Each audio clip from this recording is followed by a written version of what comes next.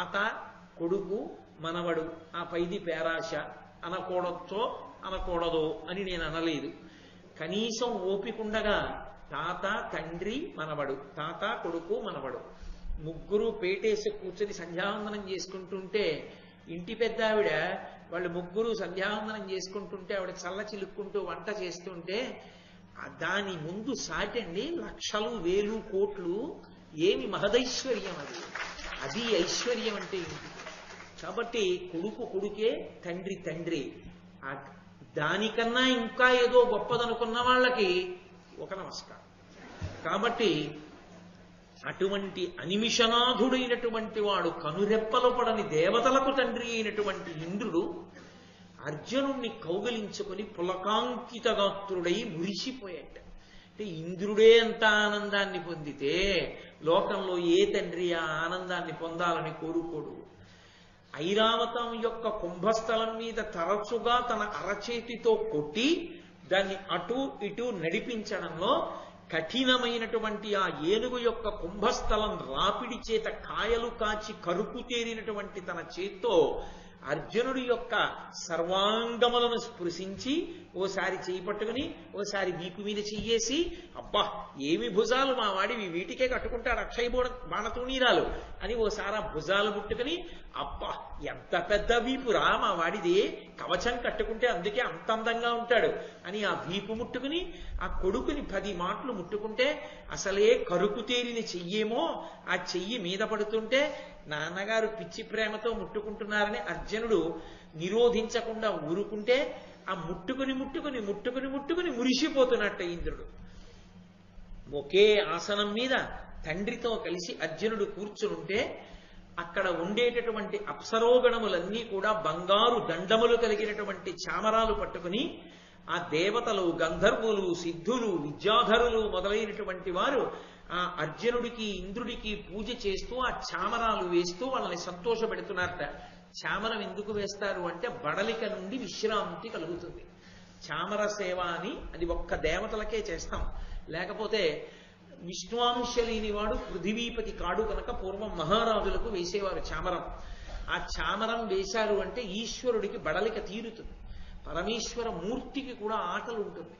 అందుకే ఒక దేవాలయంలో విగ్రహాన్ని ప్రతిష్టాపన చేసిన తరువాత శౌచ్యంతో ఉండి తగినంత నైవేద్యం పెట్టకపోతే ఈశ్వరుడు ఆకలితో ఆర్తి పొందుతాడు.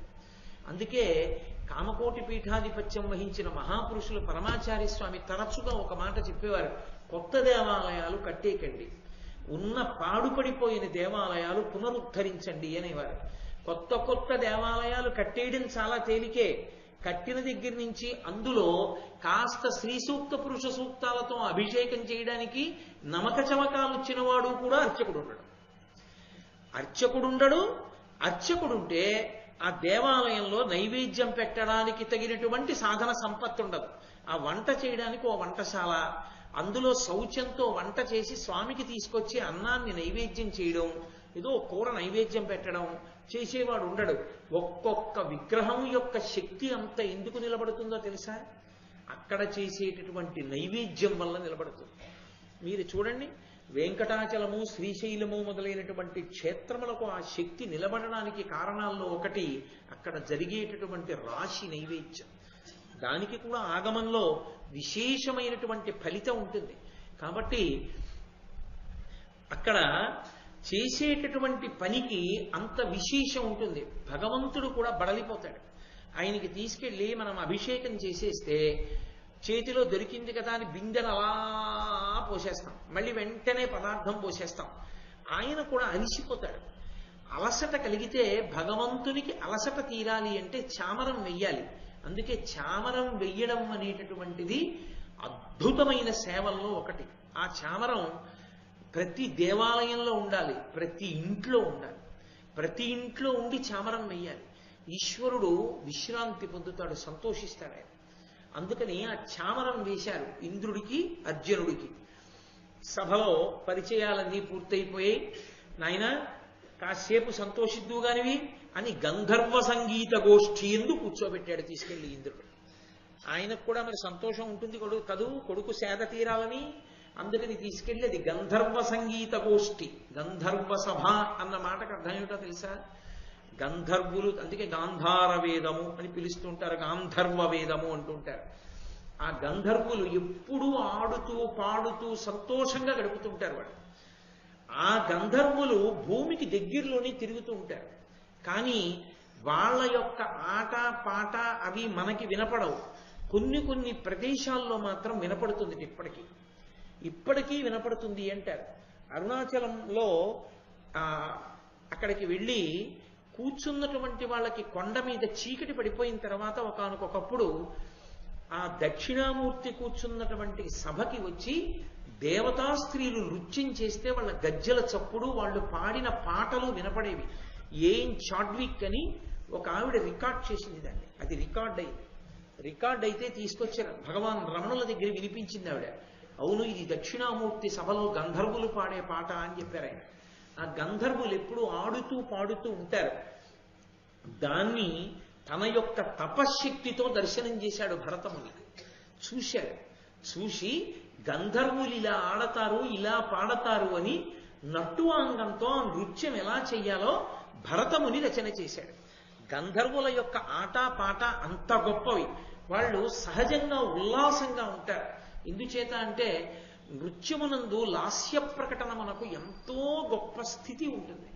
ఎందుచేత నేను ఈ మాట అంటున్నానంటే భగవంతుని యొక్క రూపాన్ని అందరికీ కూడా దర్శనమిప్పించేస్తాడు నర్తకుడు. ఆ లక్షణం ఉంటుంది. చూడండి, పూజ అనేటటువంటిది జరుగుతున్నప్పుడు అది ఏం జరుగుతోంది అన్నది అర్థం అవడం అందరికీ సాధ్యం కావచ్చు, కాకపోవచ్చు. ఒక మంత్రంతో పూజ జరుగుతోంది అనుకోండి, ఆ మంత్రభాగం ఏమిటి, ఉపచారం ఏమిటి, ఎందుకు అలా జరుగుతోంది అన్నది తెలిసిన్ననాడు లోపల పొంగొస్తుంది. ఆ మంత్రం ఏమిటో తెలియదు, ఆ ఉపచారం ఏమిటో తెలియదు, ఏం జరుగుతోందో తెలియదనుకోండి, ఆ సంతోషం కలగదు. అందుకే ఆ బండతనం వస్తుంది మనసుకని పూజలో రాజోపచారాల్లో నృత్యం దర్శయామి అని పెడతారు. ఆ నృత్యం అక్కడ చేస్తే ఏమవుతుందంటే భగవంతుని యొక్క దర్శనము కలుగుతుంది సభకి. ఎలా కలుగుతుంది అంటారేమో మీరు, ఉత్సాహంగా చెయ్యాలి. అందుకే నృత్యం చేసేటటువంటి వాడు కేవలంగా ఏదో మన్ను తిన్న పాములా ఉండకూడదు. కస్తూరి తిలకం లలాట ఫలకే అన్నారనుకోండి, ఆ కస్తూరి తిలకం ఇలా నొసటి మీద కృష్ణుడికి ఎలా ఉంటుందో ఆవిడ అభినయిస్తుంది. వక్షస్థలే కౌస్తుభం నాసాగ్రే నవమౌక్తికం అని చూపిస్తుంది. చూపించినప్పుడు ఆ నర్తకీమణి చేసేటటువంటి నృత్యానికి అనుగుణంగా ఆమె యొక్క భావ ప్రకటన మనకు అనుగుణంగా అప్పుడు మీకు ఆ నర్తకీమణి కనపడదు. ఎప్పుడైనా ఒకరు నృత్యం చేసేటప్పుడు వారే కనపడ్డారనుకోండి, ఆమె లేదా అతడు నృత్యం చెయ్యడంలో సఫలీకృతుడయ్యాడని మీరు అనలేరు. సఫలీకృతులయ్యారు అని గుర్తేమిటో తెలుసా? వారు కనపడకూడదు. వారు ఏ పాత్రని అక్కడ ప్రదర్శిస్తున్నారో అది మీకు కనపడాలి. అది మీకు కనపడిందనుకోండి, ఎవరు అలా నృత్యం చేశారో వారు ధన్యులు. సభకంతటికి ఆ దర్శనాన్ని ఇప్పించారు అని గుర్తు. నేను మీతో దీనికి సంబంధించి ఒక ఉదాహరణ ఆవిష్కరించాలి అంటే అత్యద్భుతం ఏది అంటే శ్రీనివాస కళ్యాణం చేస్తుంటారు శోభానాయుడు గారు. ఆవిడ ఆ పందెం వేసి ఏదో కాసేపు సంతోషంగా ఆడడానికి వెంకటేశ్వర స్వామి వారితో పాచికలు ఆడుతుంది. ఆడినప్పుడు ఆవిడ పద్మావతి, వెంకటేశ్వరుడిగా నాకు జ్ఞాపకం ఉండి ప్రియా కార్తికేయన్ అని వేరొక తల్లి అభినయం చేసేవారు. వాళ్ళిద్దరూ పాచికలు ఆడతారు. ఆడినప్పుడు వాళ్ళ చేతిలో పాచికలు ఏమి ఉండవు, అక్కడ ఏమీ ఆ పాచికలు ఆడుతున్నటువంటి మంటపం ఏమి ఉండదు. కానీ వాళ్ళిద్దరూ కూర్చుని ఆ పందెం వేస్తారు. ఇలా ఇలా ఇలా అని ఇలా వేసినట్లు చూపిస్తుంది ఆవిడ. చూపిస్తే వెంకటేశ్వర స్వామి వారు గెలుస్తూ ఉంటారు, ఈవిడ ఓడిపోతుంటుంది. ఈవిడ ఓడిపోతున్న కొద్దీ ఆవిడలో ఉడుకుమోత్తనం అంటారే, ఆ ఉడుకుమోత్తనాన్ని ఆవిడ ఆవిష్కరించినటువంటి తీరు చూస్తే ఆవిడ ఓడిపోయి ఎంత ఉడుకుమోత్తనానికి పోతుందో చూడండి పద్మావతీదేవి అనిపిస్తుంది.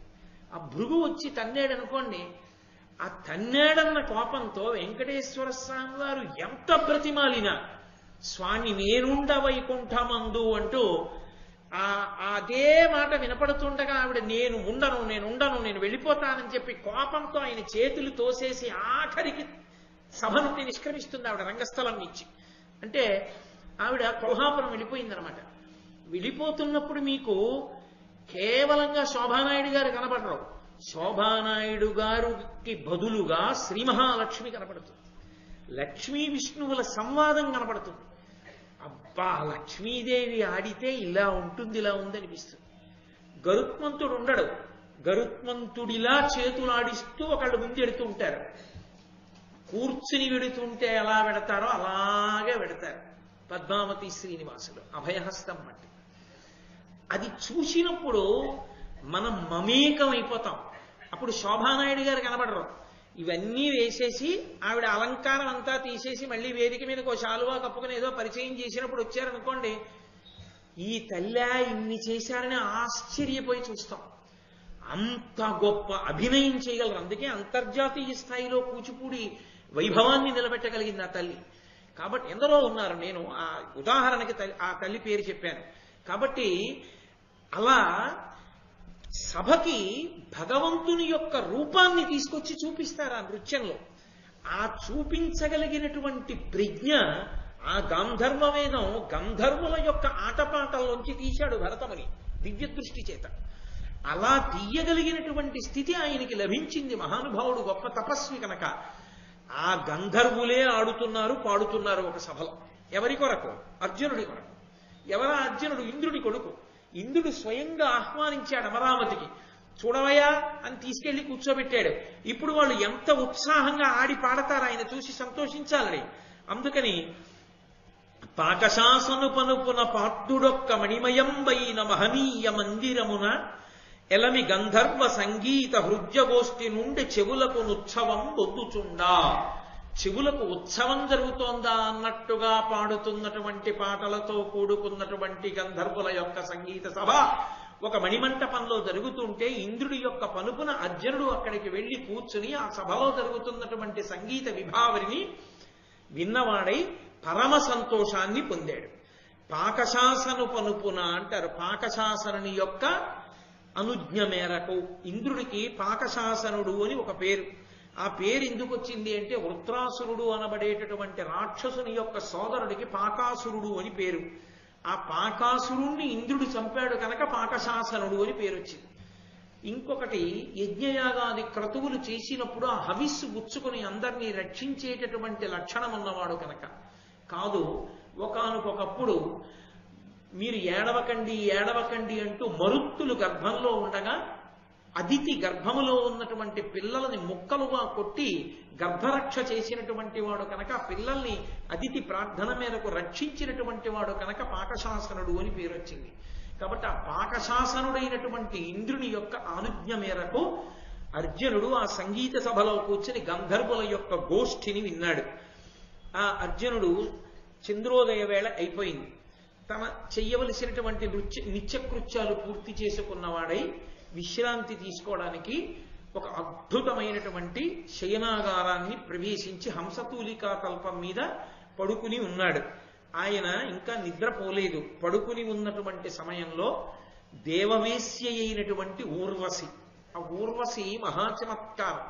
ఎందుచేత అంటే ఊర్వశి అంటే కేవలం ఒక దేవవేశ్య అని మీరు భావన చెయ్యకూడదు. ఊర్వశి యథార్థమునకు అద్వైత సిద్ధాంతమునకు ప్రాణప్రదమైనటువంటి ఆనందహేతువైన స్థానాన్ని చెప్తుంది. ఆ శ్రీ మహావిష్ణువు ఋషిస్వరూపంగా తపస్సు చేసుకుంటున్నటువంటి సమయంలో ఆయన్ని మోహపెట్టడానికి ఇంద్రుడు ఎందరో కాంతల్ని పంపించాడు. ఆ కాంతలు వచ్చారు. అకారణంగా వసంత ఋతువు వచ్చింది, కోయిల కూస్తోంది. బహిర్ముఖులై అందులో అందరూ సంతోషాన్ని వెతుక్కుంటారు.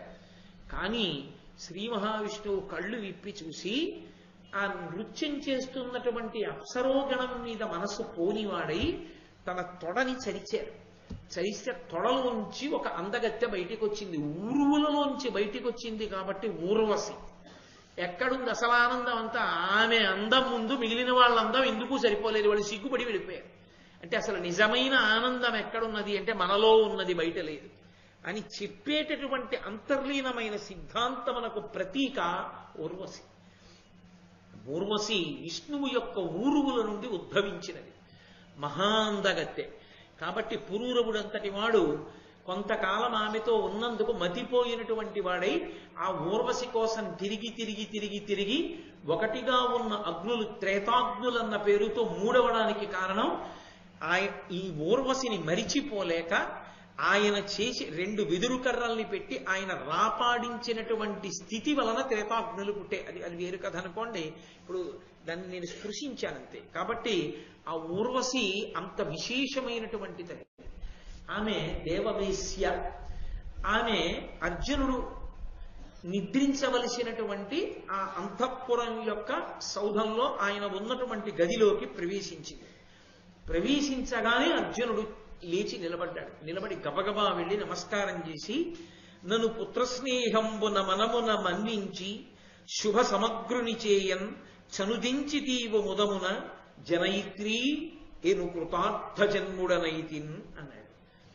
జనయిత్రి అమ్మా అని పిలిచాడు. పిలిచి నన్ను పుత్రస్నేహంబున మనమున మన్నించి, నీ మనస్సులో కొడుకొచ్చాడు, నేను కనపడలేదని నా మీద ఇంత ప్రేమతో అమ్మా నన్ను చూడ్డానికి వచ్చావా అమ్మా?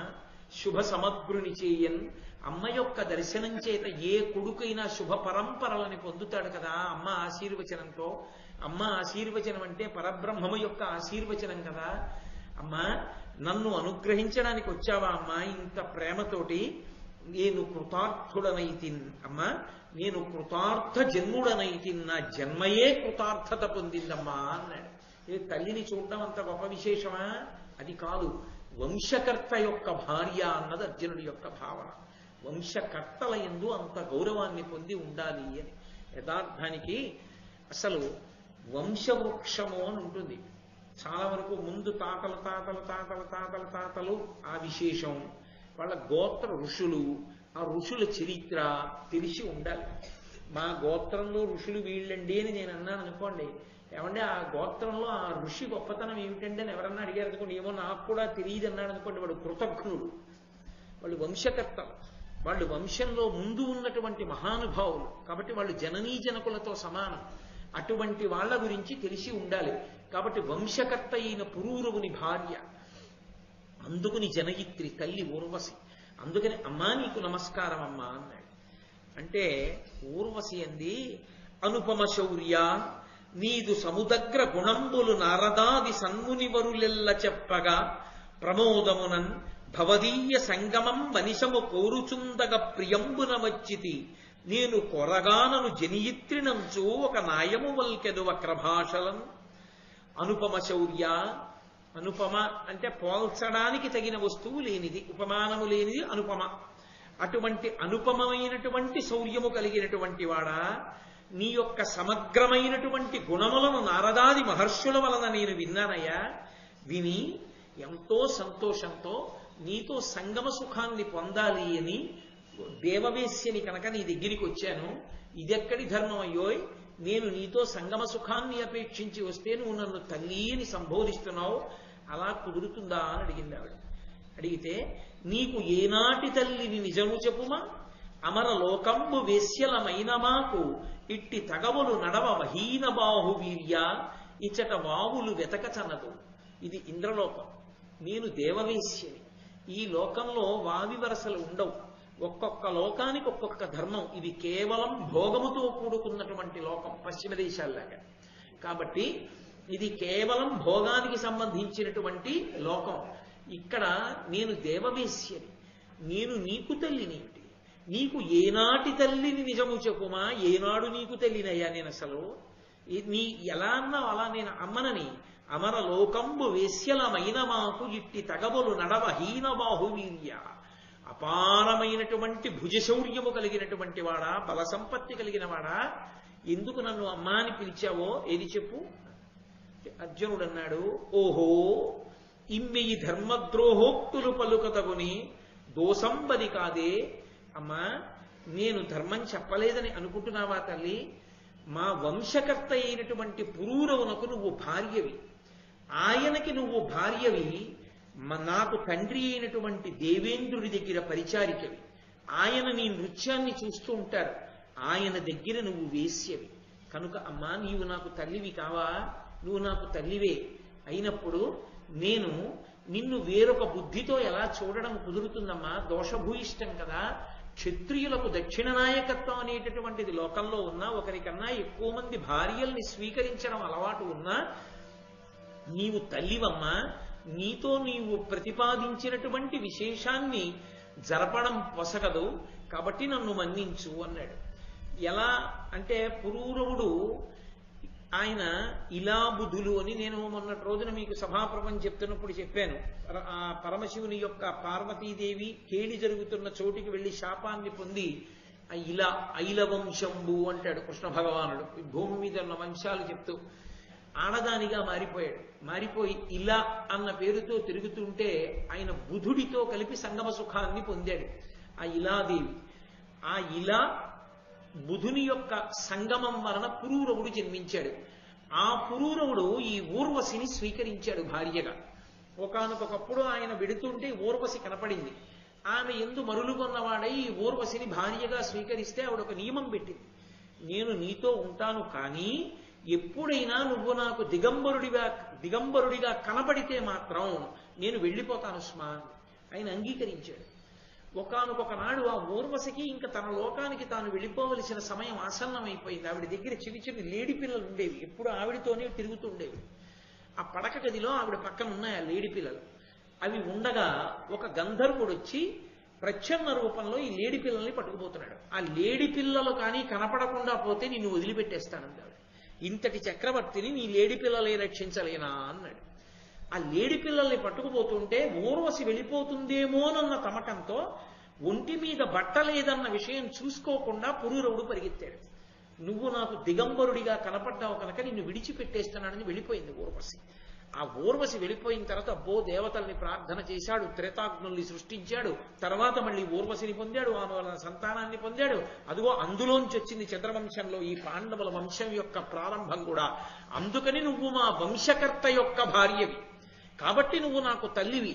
తల్లివైన దానివి ఇలా మాట్లాడచ్చా అమ్మా అని, ఓహో ఇమ్మి ఈ ధర్మ ద్రోహోక్తుల పలుకతగునే దోసంబది కాదే హరిహరి మనమున తగ ఊహింపక నన్ను పలుకుటుచితమి నీకున్. అమ్మా ఇలా అనొచ్చా? అనకూడదు కదా. ఎంత ధర్మద్రోహముతో కూడుకున్న మాట మాట్లాడావమ్మా హరిహరి అని చెవులు మూసుకుని. తప్పమ్మా అలా మాట్లాడకూడదు. ఈ లోకంలో భోగాలు ఉంటాయేమో, ఈ లోకంలో వావివరసలు ఉన్నవేమో, నేను ఈ లోకానికి చెందినవాడను కాను. నేను ఈ లోకానికి అతిథిగా వచ్చాను. అతిథిగా వచ్చినా నేను ఏ లోకానికి చెందినవాడిని? మర్త్యలోకానికి చెందినవాడిని. భూలోకం నుండి వచ్చాను, కానీ నేను భూలోకవాసిని. మాకు భూలోకంలో నియమము, నిష్ఠ, సదాచారము, కర్మము ఇవన్నీ ఉన్నాయి. ఉన్నప్పుడు ఆచార భ్రష్టులమై మేము జీవించకూడదమ్మా. నేను భూలోకవాసిని, నాకున్నాయి వావివరసలు, నీకు లేకపోవచ్చు, ఇంద్రలోకంలో ఉన్నావు కనుక. కాబట్టి నీవు ప్రతిపాదించిన విషయాన్ని అంగీకరించడం నాకు సాధ్యమయ్యే విషయం కాదు అన్నాడు.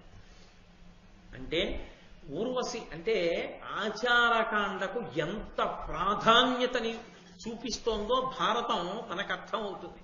చాలా మంది ఒక మాట అంటుంటారు, ఎందుకండి మనసు స్వచ్ఛంగా ఉంటే చాలదా, ఎందుకు ఈ ఆచారాలు, ఈ మడిబట్టలు ఏమిటి, తడి బట్టలు ఏమిటి, ఎందుకు వచ్చిందంటారు. నేను మీతో ఒక మాట చెప్తాను, మనసు అంత తొందరగా నిగ్రహింపబడేది కాదు. స్నానం చేసి పూజ గదిలోకి వెళ్లే లోపల మనసు మారిపోతుంది, అది ఉద్వేగానికి లోనైపోతుంది. అలా వెళ్ళిపోతూ ఏదో ఇలా తల తిప్పి ఆ రోజు వచ్చినటువంటి న్యూస్ పేపర్లో హెడ్లైన్స్ చదివి అది మీకు ఇష్టమైంది కాకపోతే ఉద్వేగానికి వశులైపోతారు. ఉద్వేగానికి వశుడైతే ఊపిరి వేగాన్ని పుంజుకుంటుంది. ఊపిరి వేగాన్ని పుంజుకుంటే మనసు వేగంగా కదిలిపోతుంది. కదిలిపోతే ఇక ఉపచారం నడవదు, భగవంతుని యందు నిలబడదు. అందుకే మళ్ళీ ఔపచారిక స్నానం చేస్తారు. ఆపోయిష్టామయో భవస్థాన ఉజ్జీ దధాతన అంటూ మళ్ళీ నీళ్లు చల్లుకుని స్నానం చేస్తారు. అథవా పవిత్రో వా సర్వావస్థ అంగతోపి వా యస్మరేత్ పుండరీకాక్షం సమాహ్యాభ్యంతర శుచి పుండరీకాక్ష అంటూ మళ్ళీ నీళ్లు చల్లుకుని కూర్చుంటారు. ఎందుకని అంటే మనసుని నిలబెట్టడానికి. ఇక్కడ మనస్సుని నిలబెట్టడానికి సాధనంగా ఆచారం గ్రహింపబడింది. ఎందుకని అంటే మీరు ఏ పవిత్ర కార్యం మీద కూర్చుని ఉన్నారు అనేటటువంటి దాన్ని మీకు జ్ఞాపకం చేస్తూ ఉంటుంది ఆచారకాండ. ఆచారకాండ లేదనుకోండి, మనసు మీరు ఎందులో ఉన్నారన్న దాన్ని గుర్తుపెట్టుకోకుండా విశృంఖలంగా తిరుగుతుంది. అసలు అలా ఉంటేనే తిరుగుతుంది. ఇక ఆచారకాండ పాటించకపోతే అసలు నిలబడదు. మీరు ఏదో మడిబట్ట కట్టుకుని విభూతి పెట్టుకుని ఓ బొట్టు పెట్టుకుని ఓ రుద్రాక్ష తావళం వేసుకుని ఉత్తరీయం ఒక్కటే వేసుకుని ఓ పీట మీద కూర్చుని ఉన్నారనుకోండి, మీకు జ్ఞాపకం వస్తుంటుంది, నేను ఈశ్వరారాధన చేస్తున్నాను, నాకు ఇప్పుడు ఏమిటి ఈ ఎక్కర్లేని ఆలోచనలు ఏమిటని కనీసం ఓసారి లెంపలేసుకుని బలవంతంగా భగవంతుడి దగ్గర మనసు పెట్టే ప్రయత్నం చేస్తారు. అసలు ఇటువంటి ఏర్పాటు ఏమీ చేయదనుకోండి, ఇక మనసు ఎలా నిలబడుతుంది? అందుకే ఆచారకాండ దేని కొరకు అంటే మనసుని తీసుకొచ్చి భగవంతుని యందు నిలబెట్టడానికి. ఆ స్థాయిని పొందకుండా ఆచారం ఎందుకని మాట్లాడడం అర్థరహితమైన విషయం. అది జ్ఞాపకం ఉండాలనే, పవిత్రంగా విధి నిర్వహణ చెయ్యాలనే ఆచారానికి వశులవుతారు. కొన్ని ఉంటాయి, కొన్ని కర్తవ్యముల యందు తప్పకుండా తను ఎంత క్లేశపడుతున్నా తాను మాత్రం ఆ డ్యూటీలో అలాగే ఉండవలసిందే. మీరు చూడండి, రేపు రోహిణీ కార్తె వస్తుంది, ఈ చెవిలో ఘాట్కు ఈ చెవిలో కొడుతుంటుంది. హెల్మెట్ పెట్టుకుంటారు పోలీసులు, అది వేడెక్కిపోయి ఈ చుట్టూ కూడా మంట పెట్టేస్తుంటుంది. ఆ టోపీ తీయడానికి ఉండదు. ఇంతలా తోలుతో కూడుకున్నటువంటి బూటు వేసుకుంటారు. కాకి రంగు బట్టలు, దుక్కగా ఉన్న బట్టలు వేసుకుని ఇంతలా బెల్ట్ పెట్టుకుని దాని మీద ఏవేవో పెట్టుకుని ఓ టోపీ పెట్టుకుని ఉక్కపోయడానికి బాగా చెమటపడ పైన హెల్మెట్ ఏదో పెట్టుకుని మండు టెండలో 4 వీధుల కూడలలో నిలబడి ఆ వాహనాల యొక్క పొగ అవి వెడుతున్నప్పుడు ఘర్షణకి ఎంత వేడి పుడుతుందో, ఒక్క 2 నిమిషాలు ఆగడానికి మనకి బద్ధకం. అక్కడ ఓవర్ బ్రిడ్జి దిగుతూ ఎక్కడ దాని చుట్టూ తిరిగి వెళ్లాలో అక్కడ తిరగడానికి బద్ధకం. దిగిలా వెళ్ళిపోయేవాడు, ఆ పక్క నుంచి వెళ్ళిపోయాడు, ఈ పక్క నుంచి వెళ్ళిపోయేవాడు. ఒక్క ఫర్లాంగ్ దూరం వెళ్ళడానికి క్రమశిక్షణతో ఉండడానికి ఇష్టం లేని వాళ్ళని, సెల్ ఫోన్ ఇలా పెట్టుకుని మాట్లాడుతూ వెహికల్స్ డ్రైవ్ చేసే వాళ్ళని, ఒక్కడు 4 వీధుల కూడలలో నిలబడి వాళ్ళ క్షేమం కోసం తాను వెళ్ళి ఏ పక్కనో కూర్చుని చల్లగాను పక్కన ఏ ఏటీఎం కౌంటర్ ఉంటే ఇందులో నేను కాసేపు కూర్చుంటానంటే ఏం కాదంటారండి పోలీస్ కానిస్టేబుల్, ఏసీలో కూర్చోవచ్చు. కానీ తను అక్కడ కూర్చుంటే ఏ ప్రమాదం జరుగుతుందోనని 10 మంది సంక్షేమం కోసం అంత ఎండలో వడగాట్పు కొడుతుందని అందరూ వెళ్ళిపోతుంటే, అంత రోహిణీ కార్తిలో ఒక పోలీస్ కానిస్టేబుల్ నిలబడుతున్నాడంటే అతనికి తన విధి పట్ల దీక్షతో అలా నిలబడడానికి కావలసినటువంటి ఆ భావన బాగా నిలబడిపోవడానికి, అంకిత భావం ఏర్పడడానికి ఆ కాకి బట్టలు వేసి నిలబెడతారు. ఆ బట్ట ఆచారకాండ. నీకు భగవదారాధన యందు ఆచారకాండని నిరసిస్తే నువ్వు ఇతరమైనటువంటి వాటిల్లో ఆచారకాండని ఎందుకు అంగీకరించగలుగుతున్నావు? ఏం అక్కడ మనకి వచ్చిన ఆచారకాండ ఈశ్వరానుగ్రహానికి చేసేటటువంటి ఆ సాధన యందు ఎందుకు తప్పయింది? సరిగ్గా అర్థం చేసుకుంటే ఏది ఎందుకు పెట్టారో తెలుస్తుంది. మెట్ట వేదాంతంతో మాట్లాడాలని 10 మందిని పాడు చెయ్యాలనుకున్నవాడు ఏమైనా మాట్లాడచ్చు. ఈ దేశంలో ఏది మాట్లాడటానికి ఏది రాయడానికి అభ్యంతరాలు లేవు కనుక. కాబట్టి మహానుభావుడైనటువంటి అర్జునుడు ఆచారకాండకి అంత ప్రాముఖ్యత ఇచ్చి మాట్లాడాడు. నేను భూలోకవాసిని, నాకు విధి నిషేధములున్నాయి. ఏది చెయ్యకూడదో అది చెయ్యకూడదు, ఏది చెయ్యాలో అది చెయ్యాలి. కాబట్టి నీవు స్వేచ్ఛావిహరిణి అయి ఉండొచ్చు, ఇక్కడ వావివరసలు లేకపోవచ్చు, నేను అలా ప్రవర్తించకూడదు, నేను అలా ప్రవర్తించనన్నాడు. అమ్మా అని పిలిచాడు. అమ్మా అని పిలిచినందుకు తన కర్తవ్యం. ఒకవేళ ఏదైనా అనకూడని మాట ఆవిడ నోటి వెంట శాపరూపంలో వచ్చినా అనుగ్రహం తల్లి అని నమస్కరించి ఊరుకోవడం తప్ప ప్రతిశాపం ఇవ్వకూడదు. అది ధర్మం అంటే. అందుకే ఊర్వశి కోపగించి నిన్ను వలచి వచ్చాను, నువ్వు నా కోరిక వమ్ము చేసి ఏదో గొప్ప గొప్ప వేదాంతాలన్నీ మాట్లాడావు, అందుకే ఒక స్త్రీ కోరిక తీర్చలేకపోయావు కనుక నువ్వు నపుంసకుడవై భూలోకంలో మానినీ లోకం యొక్క మధ్యలో మానరహితుడవై ప్రవర్తించు అని శాపవాక్కు విడిచిపెట్టి వెళ్ళిపోయింది. కానీ ఎవడు ధర్మాన్ని నమ్ముకున్నాడో వాడికి శాపవాక్కు ఇయ్యబడినా అది కూడా వాడికి అనుగ్రహమే అవుతుంది తప్ప వాడిని పాడు చేసేది కాదు. అది కూడా భగవంతుని యొక్క అనుగ్రహంగానే భాషిస్తుంది. మరునాడు తెల్లవారింది, ఇంద్రుడు వచ్చాడు, చూశాడు, తెలుసుకున్నానయ్యా, రాత్రి ఊర్వశి నీ శయనాగారానికి వచ్చింది, పరమధర్మంతో నువ్వు మాట్లాడిన మాటలు కూడా విన్నాను, నువ్వేం బెంగ పెట్టుకోకు, ఇది నీకు ఈశ్వరుని యొక్క అనుగ్రహం. భూలోకంలో 12 ఏళ్లు అరణ్యవాసం చేసిన తరువాత అజ్ఞాతవాసం చెయ్యాలిగా 1 సంవత్సరం. ఇంత తేజోమూర్తివైన నువ్వు ఏ వేషం కట్టి ఎక్కడ దాక్కుంటే లోకానికి తెలియకుండా ఉంటావు? ఇప్పుడు ఊర్వశి ఇచ్చినటువంటి శాపమే నీకు అనుగ్రహం అవుతుంది. ఆ అనుగ్రహమైనటువంటి కారణం చేత నువ్వు ఎక్కడ నువ్వు అజ్ఞాతవాసం చేస్తావో అక్కడ అంతఃపురంలో మానవుల మధ్య స్త్రీల మధ్య నృత్యాన్ని నేర్పుతూ కేవలం ఒక నృత్యం చెప్పేటటువంటి అధ్యాపకుడిగా ఇంత శౌర్యాన్ని పక్కన పెట్టి బ్రతుకుతావు. దానివల్ల నీ అజ్ఞాతవాసం క్షేమంగా గడిచిపోతుంది. కాబట్టి నీకు ఈ పేడితనం వచ్చింది, దానితో పాటుగా 10 మందికి సంగీతం చెప్పి నృత్యం నేర్పగలిగిన శక్తి కూడా నువ్వు పొందితే అర్జున, అజ్ఞాతవాసం పూర్తి చేయడానికి అది సాధనంగా ఉంటుంది.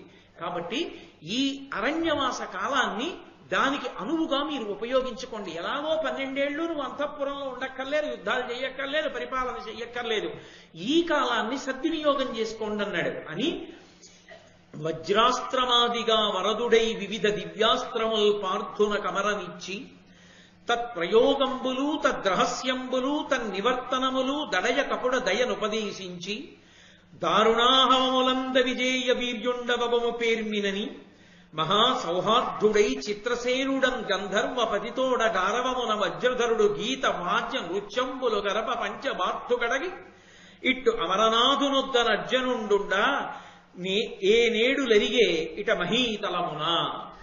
ఆ ఇంద్రుడు నీకు నేను వజ్రాయుధాన్ని ప్రయోగించడం, ఉపసంహారం చేయడం మొదలైనటువంటి మంత్రములతో నీకు దీన్నంతటినీ అనుగ్రహిస్తున్నానని ఆ వజ్రాయుధాన్ని ఇచ్చాడు. ఇచ్చి భయంకరమైనటువంటి యుద్ధములలో కూడా నీవు శత్రువుల్ని పరిమార్చి విజేతవై నిలబడదువుగాక అని ఆశీర్వదించి చిత్రసేనుడనేటటువంటి గంధర్వపతిని పిలిచి, నువ్వు మా అబ్బాయికి అర్జునుడికి కొన్నాళ్ల పాటు నృత్యము సంగీతము నేర్పించవయ్యా, ఆ 2 నేర్చుకుంటే మా వాడికి అజ్ఞాతవాస కాలంలో ఉపయోగపడుతుందని అర్జునుడిని పరమ ప్రేమతో ఆ ఇంద్రసేనుడి దగ్గర ఆ విద్యను నేర్చుకోమని పంపించాడు. అందుకే దీన్ని ఆరణ్య పర్వము అని పిలుస్తారు. ఆరణ్య పర్వము అని పిలవడానికి కారణం ఏమంటే, వేదములన్నిటినీ కూడా 3 భాగములుగా మాట్లాడతారు పెద్దలు. సంహిత, బ్రాహ్మణము, ఆరణ్యకము అని పిలుస్తారు. ఇందులో సంహిత అంటే సంకలనమైనది అని గుర్తు.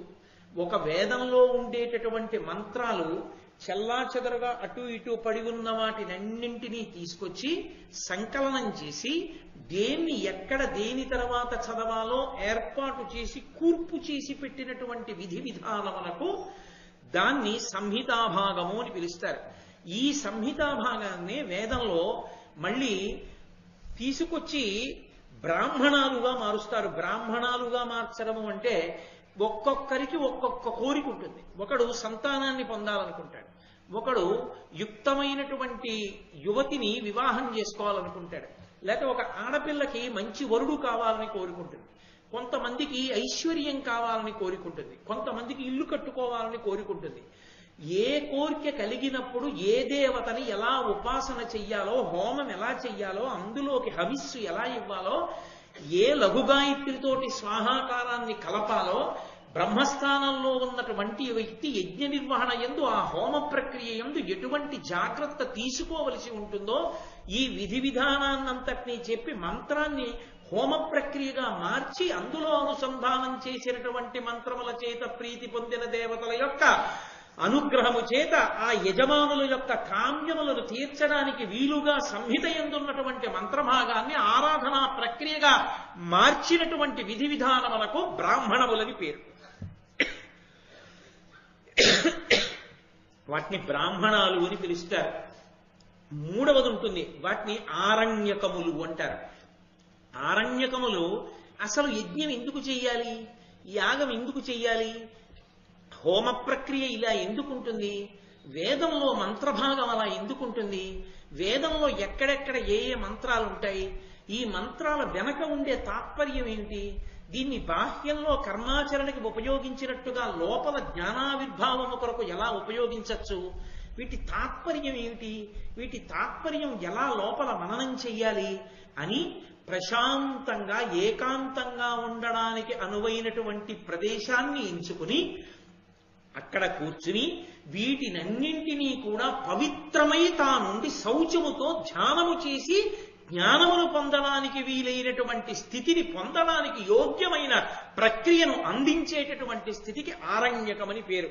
దాని చేత దేవతానుగ్రహం కలుగుతుంది. ఎక్కడ కలిగింది? అరణ్య పర్వము అని పేరు. వనపర్వము అని సంస్కృతంలో పిలుస్తుంటారు.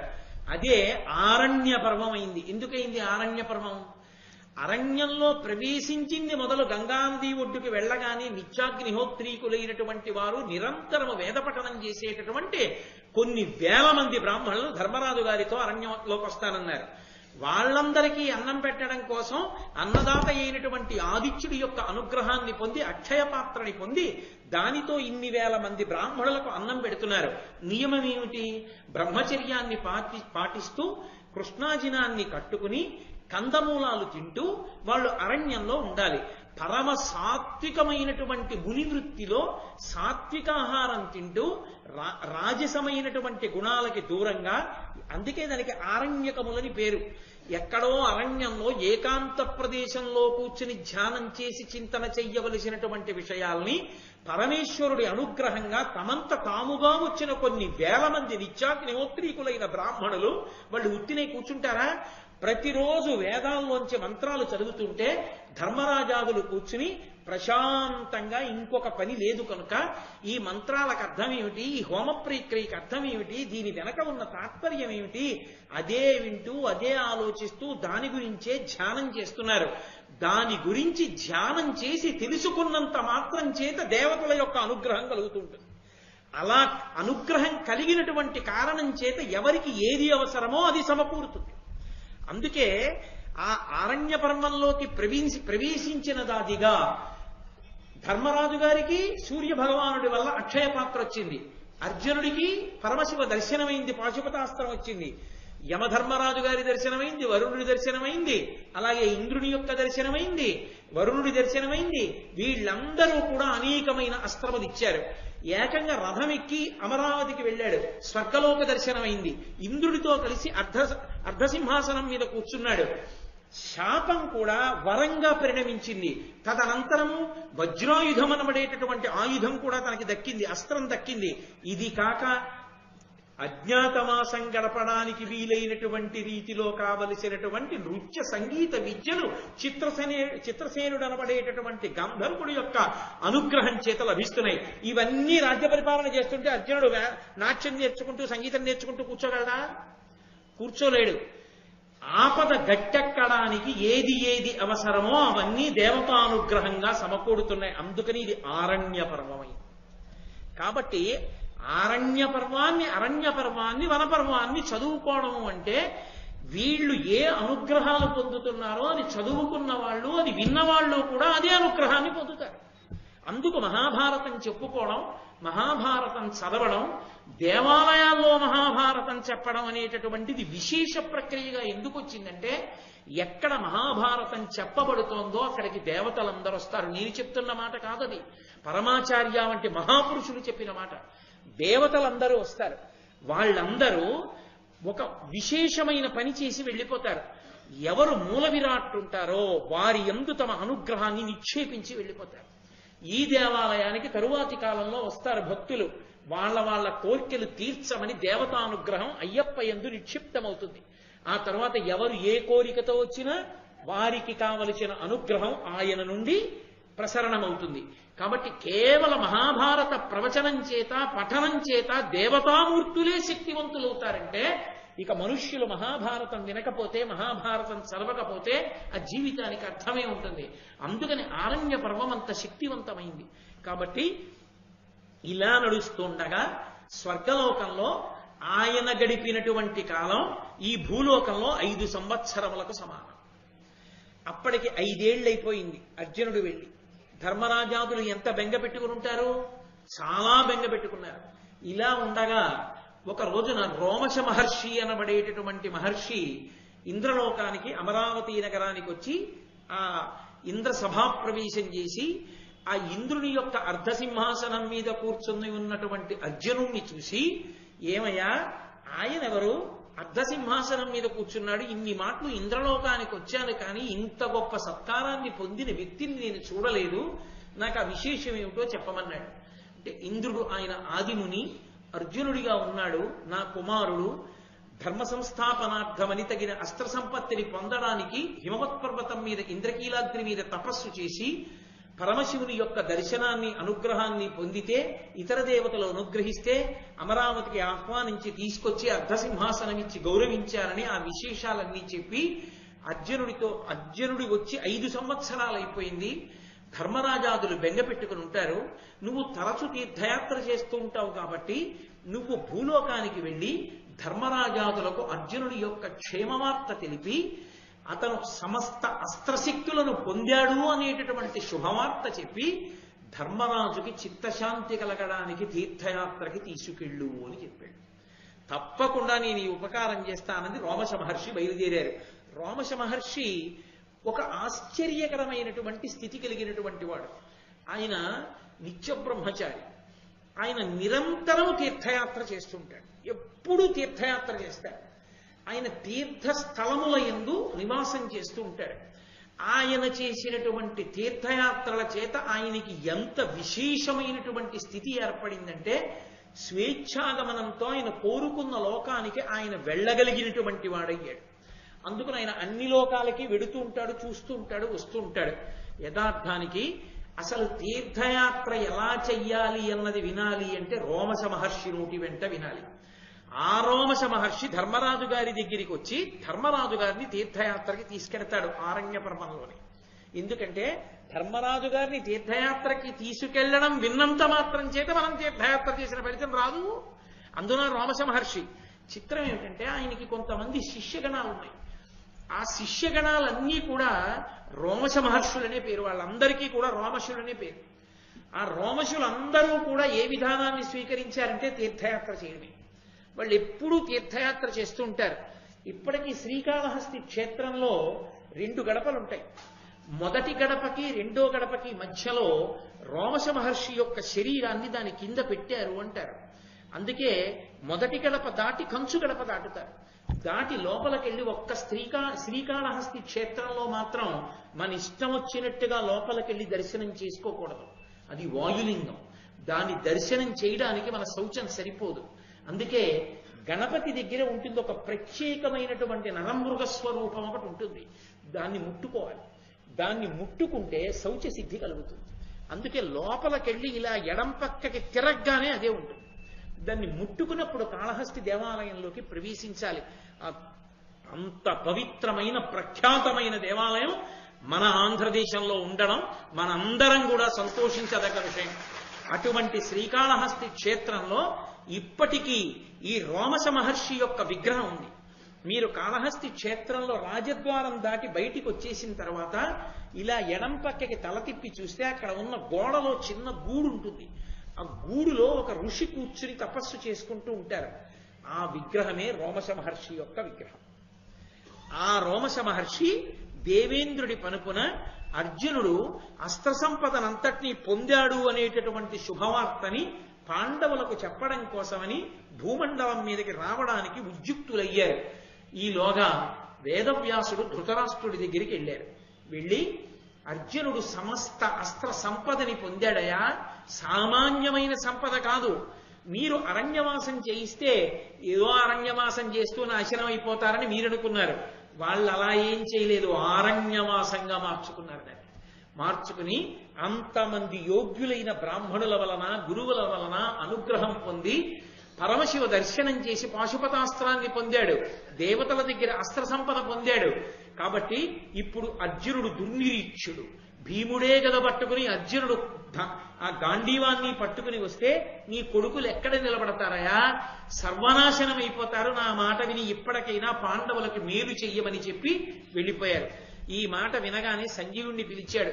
భోరువని ఏడుపు మొదలెట్టాడు ధృతరాష్ట్రుడు. అసలు ఉత్తప్పుడే ఆ గాంధీవాన్ని ఖాండవన దహనం సమయంలో అర్జునుడు సంపాదించాడు. అక్షయ బాణ తూనీరాలున్నాయి. ఈ భూమిని బ్రద్దలు కొట్టగలడు తన బాణ పరంపరల చేత. భీమసేనుడు ఆ గద తిప్పుతూ వస్తే ఆయన ముందు నిలబడగలిగినటువంటి వాడు లేడు. దానికి తోడుగా ఇప్పుడు ప్రత్యేకంగా ఇంత గొప్పవాడై అర్జునుడు తిరిగి వస్తున్నాడు. ఇక నా కొడుకుల జీవితం ఎలా ఉంటుందో అని ఏడుపు మొదలెట్టాడు. అంతేకాని వాళ్ళంత ధర్మాత్ములు ఇప్పటికైనా బుద్ధి మార్చుకుంటారన్న మాట మాత్రం అన్నాడు. అంటే సంజయుడు అన్నాడు, నీకొక విషయం తెలుసా మహారాజా, శ్రీకృష్ణ భగవానుడు ఈ మాయాద్యూతం జరిగినప్పుడు లేడు. తదనంతర కాలమనందు ఆయన అరణ్యవాసం చేస్తున్న పాండవుల దగ్గరికి వెళ్ళాడు. వెళ్ళి పాండవులతో ఒక మాట అన్నాడు, ఇంత అన్యాయం చేసి మోసపుచ్చి మిమ్మల్ని తీసుకొచ్చి 12 సంవత్సరముల అరణ్యవాసం 1 సంవత్సరం అజ్ఞాతవాసం చెయ్యమని వనమునందు నిలబెడతాడా? ఇప్పుడే నేను మీ అందరినీ తీసుకుని వెళ్ళి మిత్రులైనటువంటి రాజులతో కలిసి వెళ్ళి ఆ ధృతరాష్ట్రుణ్ణి అతని కుమారుల్ని సంహరించి ఈ అఖండ ధరణీ మండలానికి అంతటికీ కూడా ధర్మరాజుని సార్వభౌముడిగా పట్టాభిషేకం చేస్తాను అని కృష్ణుడు ఆవేశంతో బయలుదేరపోతుంటే అక్కడ ఉన్నటువంటి పాండవులందరూ కలిసి పరమధర్మాత్ములు కనుక ఒక మాట అన్నారు, అయ్యో మా కోసమని చెప్పి ఇప్పుడు నువ్వు యుద్ధానికి బయలుదేరడం ఎందుకయ్యా? బయలుదేరక్కర్లేదు. యుద్ధం జరిగినప్పుడు కృష్ణ ఒక్క ఉపకారం చెయ్యి, నువ్వు అర్జునుడి రథానికి సారథ్యం వహిస్తే చాలు అని అడిగారు. కాబట్టి కృష్ణ భగవానుడే అంతటి ప్రతిజ్ఞ చెయ్యబోయాడు. కాబట్టి ఎక్కడ నిలబడతారయా అన్నాడు. ధృతరాష్ట్రుడు ఏడుస్తూ, వృద్ధని జాస్త్యంధుడని బుద్ధి విహీనుడని నన్ను పుత్రుడు బలదర్పోద్ధతుడై మెచ్చడు, అసంబద్ధంబులే కాని వినడు పలికిన పలుకుల్.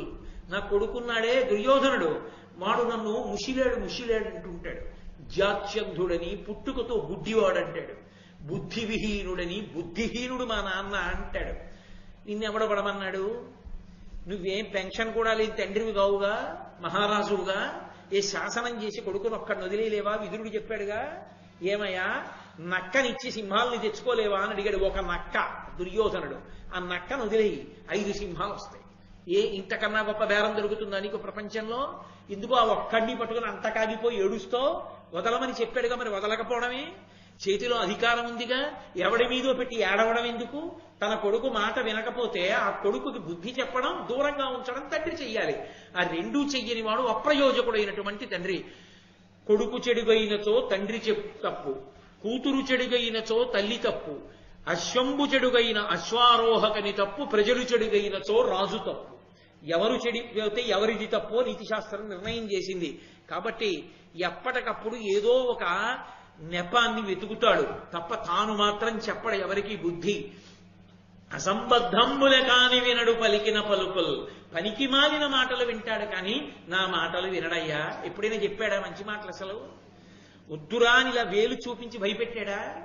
సంజయుడి దగ్గర ఎందుకు ఈ దొంగేడుపు అంటే, ఇంకా ఆశ ఏమిటంటే ఎప్పటికైనా పాండవులు నశించిపోతారా? ఇంకా ఉందిగా 7 ఏళ్ళు, పాడైపోతారా?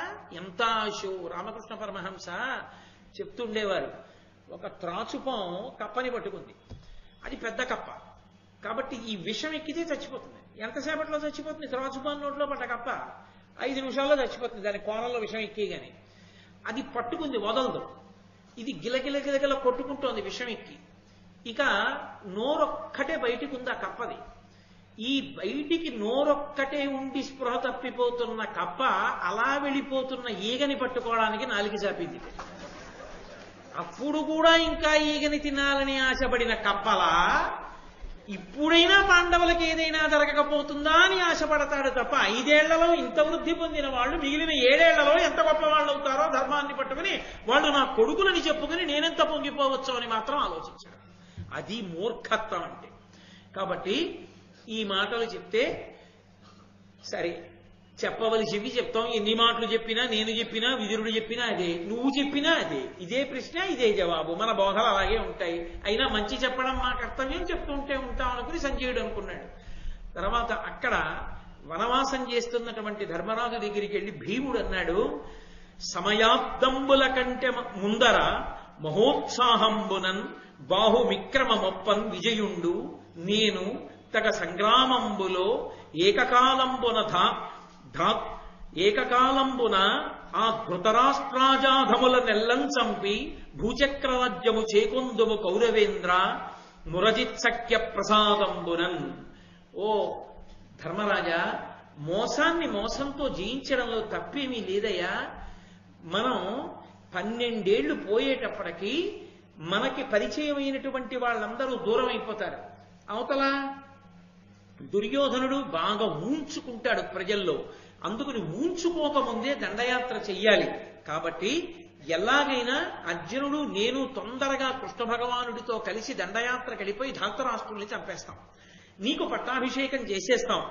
ఒకవేళ 12 ఏళ్ల అరణ్యవాసం 1 సంవత్సరం అజ్ఞాతవాసం చెయ్యకుండా బయటికి వస్తే సభలో పెద్దలైన వారితో కలిసి సత్యభంగం చేసిన నేను కూర్చోవడానికి అర్హత కోల్పోతానని మనసులో ఏమైనా దిగులు పెట్టుకున్నవాడు నువ్వైతే నేను ఒక మార్గం చెప్తాను విను. నేను నలుగురం వెళ్ళిపోతాం, వెళ్ళిపోయి వాళ్ళని చంపేసి రాజ్యం అంతా సిద్ధం చేసేస్తాం. నువ్వు చేసి వచ్చేయి 13 ఏళ్ళు. 12 ఏళ్ల అరణ్యవాసం 1 సంవత్సరం అజ్ఞాతవాసం నువ్వు చేయి. పెద్దవాడివి కనుక, ధర్మాత్ముడివి కనుక చేసి రాగానే నీకు పట్టం కడతాం. పట్టం నీకే కడతాం, నువ్వే సార్వభౌముడవు. కానీ ఈ లోపల మేము అక్కడ తెలియచేస్తామంటే పగని అణుచుకోలేడు. వాళ్ళు పెట్టినటువంటి కష్టాలు మనసుని గుచ్చినప్పుడల్లా అన్నయ్య అనుమతిస్తే కొట్టేయడమే అనుకుంటుంటాడు. అంత ఆ ఉద్రేకం భీమసేనుడి. కాబట్టి ధర్మరాజు గారికి తెలుసు దేన్ని ఎలా చల్లార్చాలో బాగా తెలుసున్నటువంటి ప్రజ్ఞాశాలి. అందుకు కదా తిక్కన గారు మెత్తని పులిని పిలిచాడు. వెంటనే భీమసేనుణ్ణి గట్టిగా కౌగిలించుకుని దగ్గరికి తీసుకుని మూర్కొని అంటే బ్రహ్మస్థానమునందు ముద్దు పెట్టుకున్నాడు. ముద్దు పెట్టుకుని గట్టిగా కౌగిలించుకుని తొడ మీద కూర్చోబెట్టుకుని, తమ్ముడా ఎంత గొప్పగా మాట్లాడావురా, ఎంత ప్రేమరా నీది, ఎంత ఆలోచనరా, ఇన్ని తెలివితేటలతో మాట్లాడావురా. కానీ నాన్న నేను ఒక్క మాట చెప్తాను విను. అనలునకు గాట్పు తోడైన ఎట్టు ఇంద్ర తనయునకు నీవు తోడైనా దడయ కాజి బోరి రిపులకు బ్రతకంగమోల అయినా అనగా ఇది కోపమునకు అనవసరంబు. గాలికి మంట తోడైతే రెండూ కలిపి ఎలా కాల్చేస్తాయో అలా అర్జునుడు నువ్వు తోడైతే నిలబడతారా? ధార్తరాష్ట్రులో నిలబడలేరు, మీరిద్దరూ కలిపి కొట్టేయగలరు, అందులో సందేహమేం లేదు. కానీ నాన్న ఇది కోపం తెచ్చుకోవడానికి సమయం కాదు. నేను చెప్తాను కదూ సమయం ఎప్పుడో. ఉద్రేకపడిన భీమసేనుణ్ణి ఎప్పటికప్పుడు ధర్మం కోసం ఆప్ చేస్తుంటాడు. అయితే ఇంత ఉద్రేకం ఉన్న భీమసేనుడి దగ్గర ఒక గొప్ప లక్షణం ఉంది. అన్నగారు ఇలా అన్నాడు అనుకోండి వెళ్ళిపోతాడు తప్ప, నువ్వు ఇలాగే మాట్లాడతావు నేను వెళ్ళిపోతాను అనడం. అది ఆ అన్నదమ్ముల్లో ఉన్నటువంటి గొప్పతనం. కాబట్టి ఈ మాటని 13 ఏండ్లు పోయిన పదపడి పార్థుండు నీవు పరనృపతుల దుర్మదుల వధించి విజయాస్పద బాహుల రగుడు ధర్మ పరిరక్షకులై. 13 ఏళ్లు పూర్తయిపోనిపరా, పూర్తయిపోగానే నువ్వు కోరుకున్నట్టే నువ్వు అర్జునుడు కలిసి ఆ ధార్తరాష్ట్రుల మీదకి యుద్ధానికి వెళ్ళి వాళ్ళనే కాదు అధర్మమునకు వంత పాడుతూ నిలబడినటువంటి సమస్త రాజన్యులను సంహరించి ధర్మానికి పట్టాభిషేకం చేద్దురుగాని. ఆనాడు గెలిచిన చేతులతో మీరు తిరిగి వస్తుంటే ఆ సంహారం చేసి వస్తున్న మీ చేతుల్ని చూసి నేను మురిసిపోతాను రా అన్నాడు. ఏదో ఉత్సాహపరిచాడు కదూ, సంతోషపడిపోయి భీమసేనుడు ఊరుకున్నాడు. అక్కడితో ఇవాల్టి నా ఉపన్యాసాన్ని అందరూ శుభప్రదంగా మంగళప్రదంగా ఉన్నారు అన్న చోట ఆపు చేస్తాను. ఎందుకంటే నేను ఒక్క అడుగు ముందుకేస్తే అద్భుతమైనటువంటి నలోపాఖ్యానం వచ్చేస్తుంది. ఇందులో కొన్ని ఘట్టాలకి ఫలశ్రుతి చెప్పారు నన్నయ్య గారు. ఈ ఘట్టాల్ని విన్నంత మాత్రం చేత మనసు చల్లబడుతుంది. భగవంతుని యొక్క అనుగ్రహంతో ఎప్పటి నుండో కరుకు తేరి నిలబడిపోయిన సమస్యలకి పరిష్కారాలు దొరుకుతాయి దేవతానుగ్రహంతో. ఒక్క ఆరణ్య పర్వమే అంత గొప్పది. విరాట పర్వం ఎంత గొప్పదో ఆరణ్య పర్వం అంత గొప్పది. అంతమంది ఋషులు అంతమంది దేవతల గురించి ఆ చర్చ వస్తూ ఉంటుంది. కాబట్టి రేపటి రోజు మళ్ళీ సాయంకాలం 6:30 కలుసుకుని కృష్ణ భగవానుడు పలికించినంత మేర పలికి మీరు విని ధన్యులవుదాం. ఇవాళ రేపు స్పృశించబోయేటటువంటి ఘట్టం అరణ్య పర్వంలో అత్యంత ప్రధానమైనటువంటిదిగా చెప్పబడుతుంది. మహాభారత శ్రవణం చేసేటటువంటి వాళ్ళు ప్రత్యేకించి ఈ పర్వంలో తప్పకుండా వినవలసినటువంటి కథ. దానికి మహానుభావుడు నన్నయ్య గారు అంత గొప్ప ఫలశ్రుతినిచ్చారు. కాబట్టి శ్రద్ధాళువులని ఆ విషయాన్ని తెలుసుకునేటటువంటి ప్రయత్నం చేద్దాం. నిషధరాజ్యాధిపతి అయినటువంటి వాడు వీరసేనుని యొక్క కొడుకు నలమహారాజు.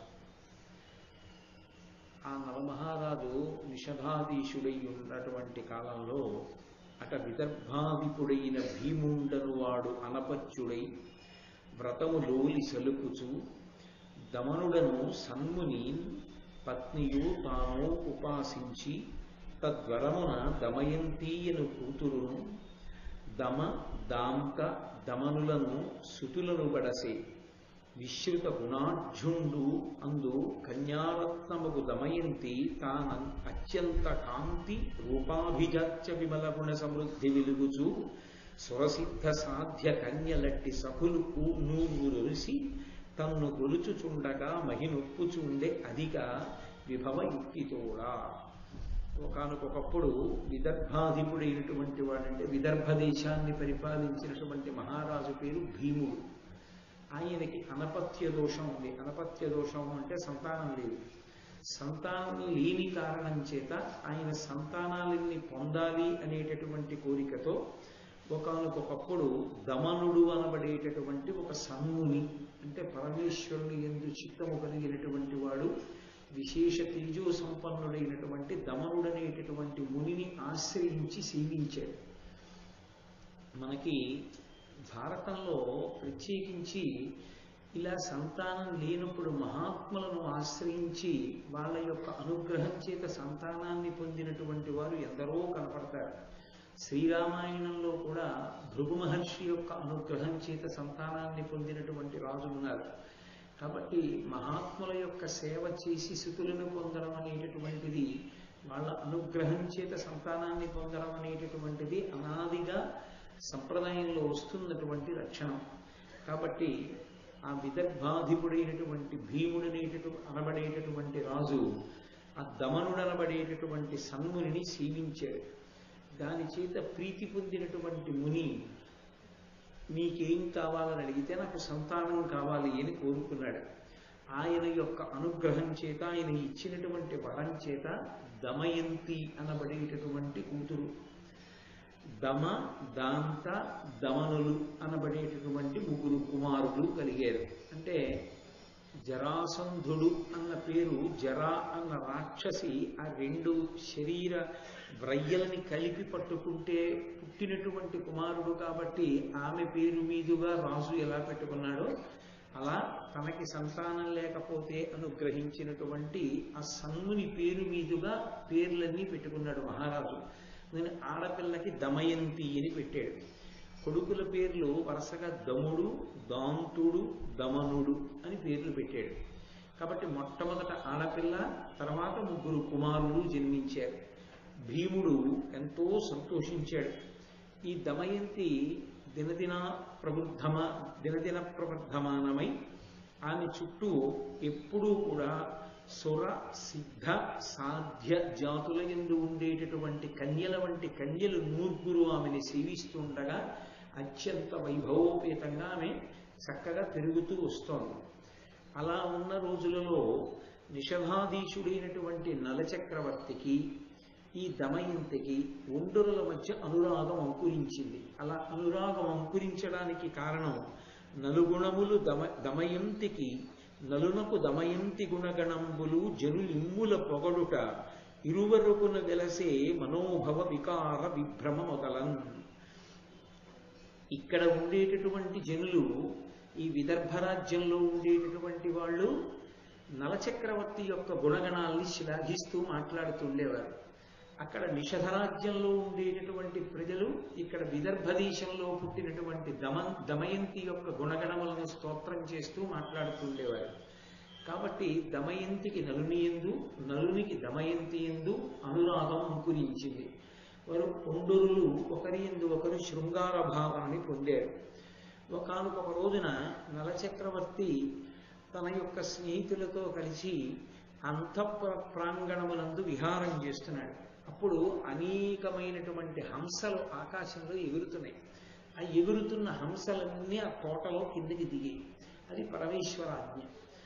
ఆ కిందకి దిగినటువంటి హంసల్ని చూసి నలుడు, నలుని స్నేహితుడు వాటిని పట్టుకోవాలని పరిగెత్తారు. వీరసేనసుతుడు వీరుండు హంసల నడబెడంగు చూచి నగుచు వాని నెగిచి ఎగిచి అందు నెగయకుండగా ఒక్క హంస పట్టుకొనియే అతి రయమున. అనేకమైనటువంటి హంసలు, ఒక 100 హంసల దగ్గరలో అక్కడ కిందకి దిగితే వాటిని పట్టుకోవాలని ప్రయత్నం చేశారు. మిగిలిన హంసలన్నీ ఆకాశంలోకి ఎగిరిపోయాయి.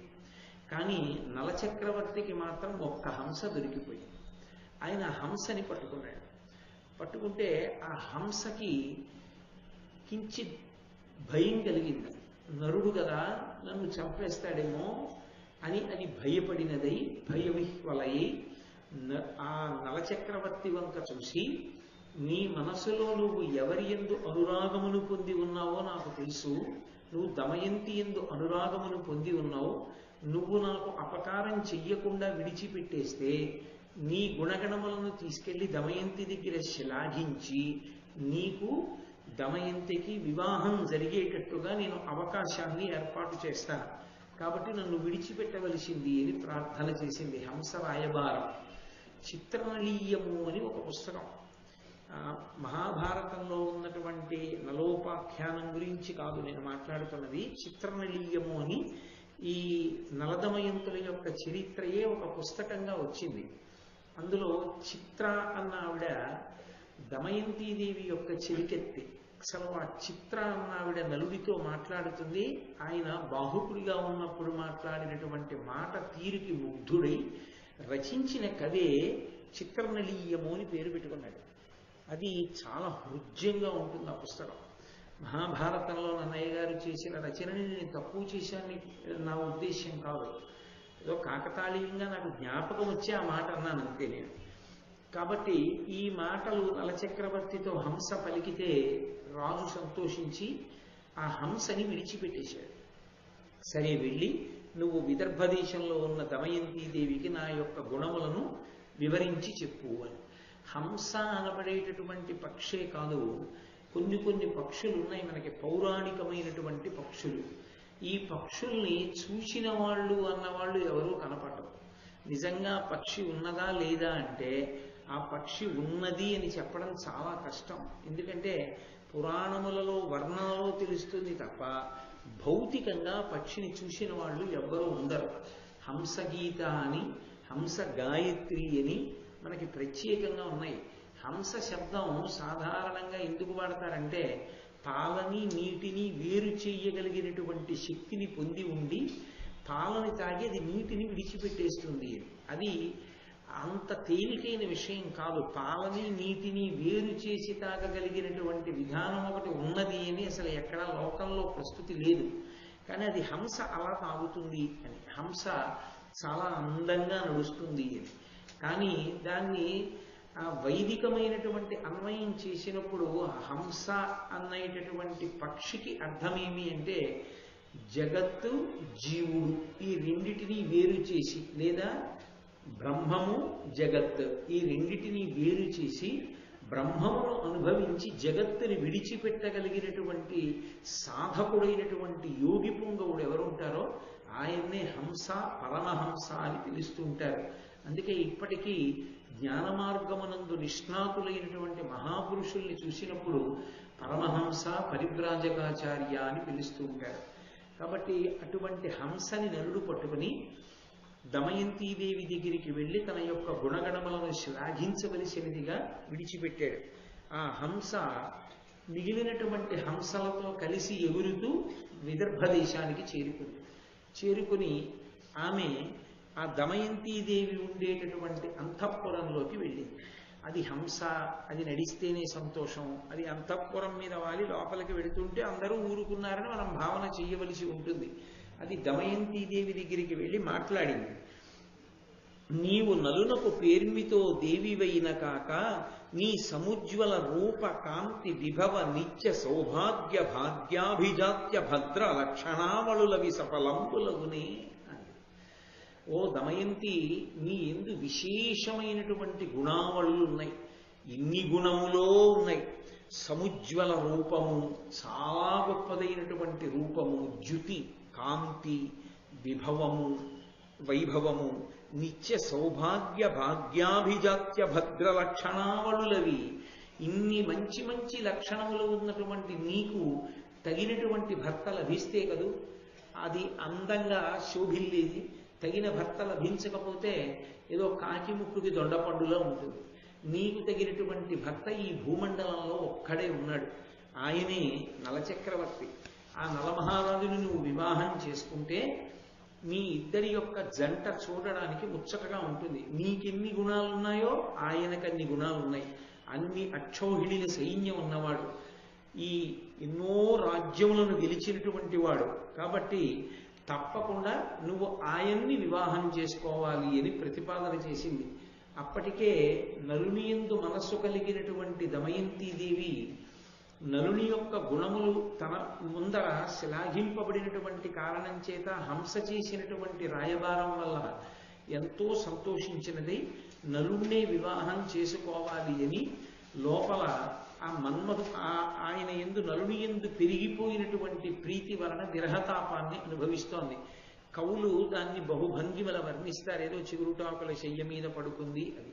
అవి గ్రంథంలో చదువుకోవలసిన విషయాలు, అవి పెద్ద తత్వ సంబంధమైనవి కావు, అవన్నీ చెప్పవలసిన అవసరం ఏమి ఉండవు. కాబట్టి ఆమె శృంగార వికారములను పొందింది. అక్కడ నలుడు కూడా అలాగే శృంగార భావములను పొందాడు. కూతురు ఎందుకు ఇలా అయిపోతోంది, ఎందుకు ఇలా చిక్కిపోతోంది, ఆమె ఎందుకు అన్నం తింటలేదు అన్న విషయాన్ని చెలికెత్తెల వలన తెలుసుకున్నాడు. తండ్రి అయినటువంటి విదర్భ రాజ్యాధిపతి అయిన భీముడు ఈ పిల్ల నలమహారాజుని వివాహం చేసుకోవాలనుకుంటోంది. ఆ నలమహారాజుని చూసిందా ఈమె? చూడలేదు. కేవలం ఆయన యొక్క గుణగణములను వింది. ఆయన అంతటి కీర్తివంతుడే.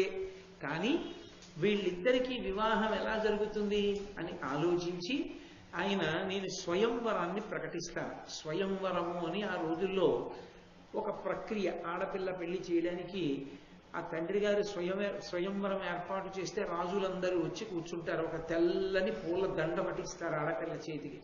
ఆమె ముందు నడుస్తుంటే చిలికెత్తెలు నడుస్తూ ఆసనాల్లో కూర్చున్నటువంటి ఒక్కొక్క రాజు దగ్గరికి వచ్చి ఆ రాజు యొక్క వైభవాన్ని పౌరుష ప్రతాపాల్ని వర్ణిస్తారు.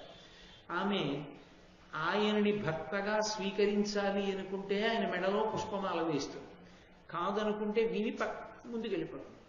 అక్కడితో ఆయన ఆశ విడిచిపెట్టి వేరొక స్వయంవరం ఏదైనా ఉంటే చూసుకోవడం, లేకపోతే ఎవరైనా ఉంటే వివాహం చేసుకోవడం.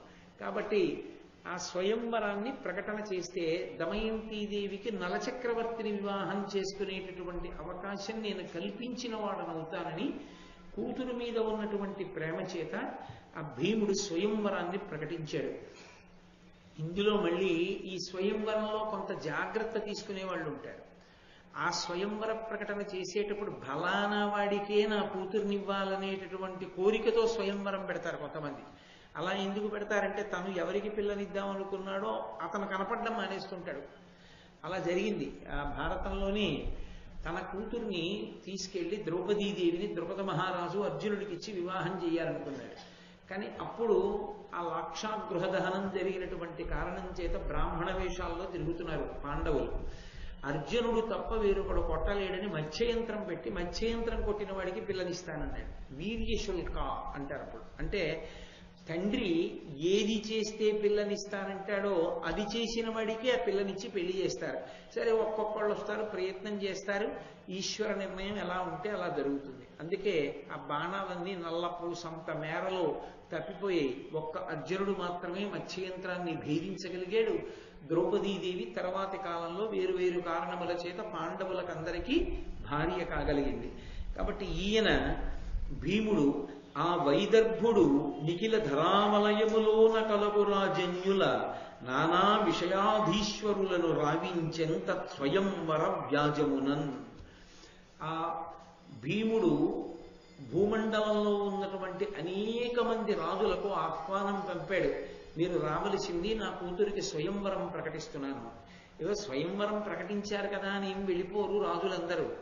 అలా వెళ్ళిపోవాలంటే అంతమంది రాజులు వెళ్ళాలి అంటే ఆమె అంత గొప్ప గుణములు కలిగినటువంటిదై ఉండాలి, అంత అందచందములు కలిగినదై ఉండాలి, అంత జగద్విఖ్యాతి పొందినదై ఉండాలి. ఆమె ఏదో జగదేక సుందరి అన్న పేరు పొందినదై ఉంటే, అప్పటికే కీర్తి వ్యాపించి ఉంటే ఆమెని భార్యగా పొందాలన్న కోరికతో అంతమంది రాజులు బయలుదేరి వెళుతుంటారు స్వయంవరాలకి.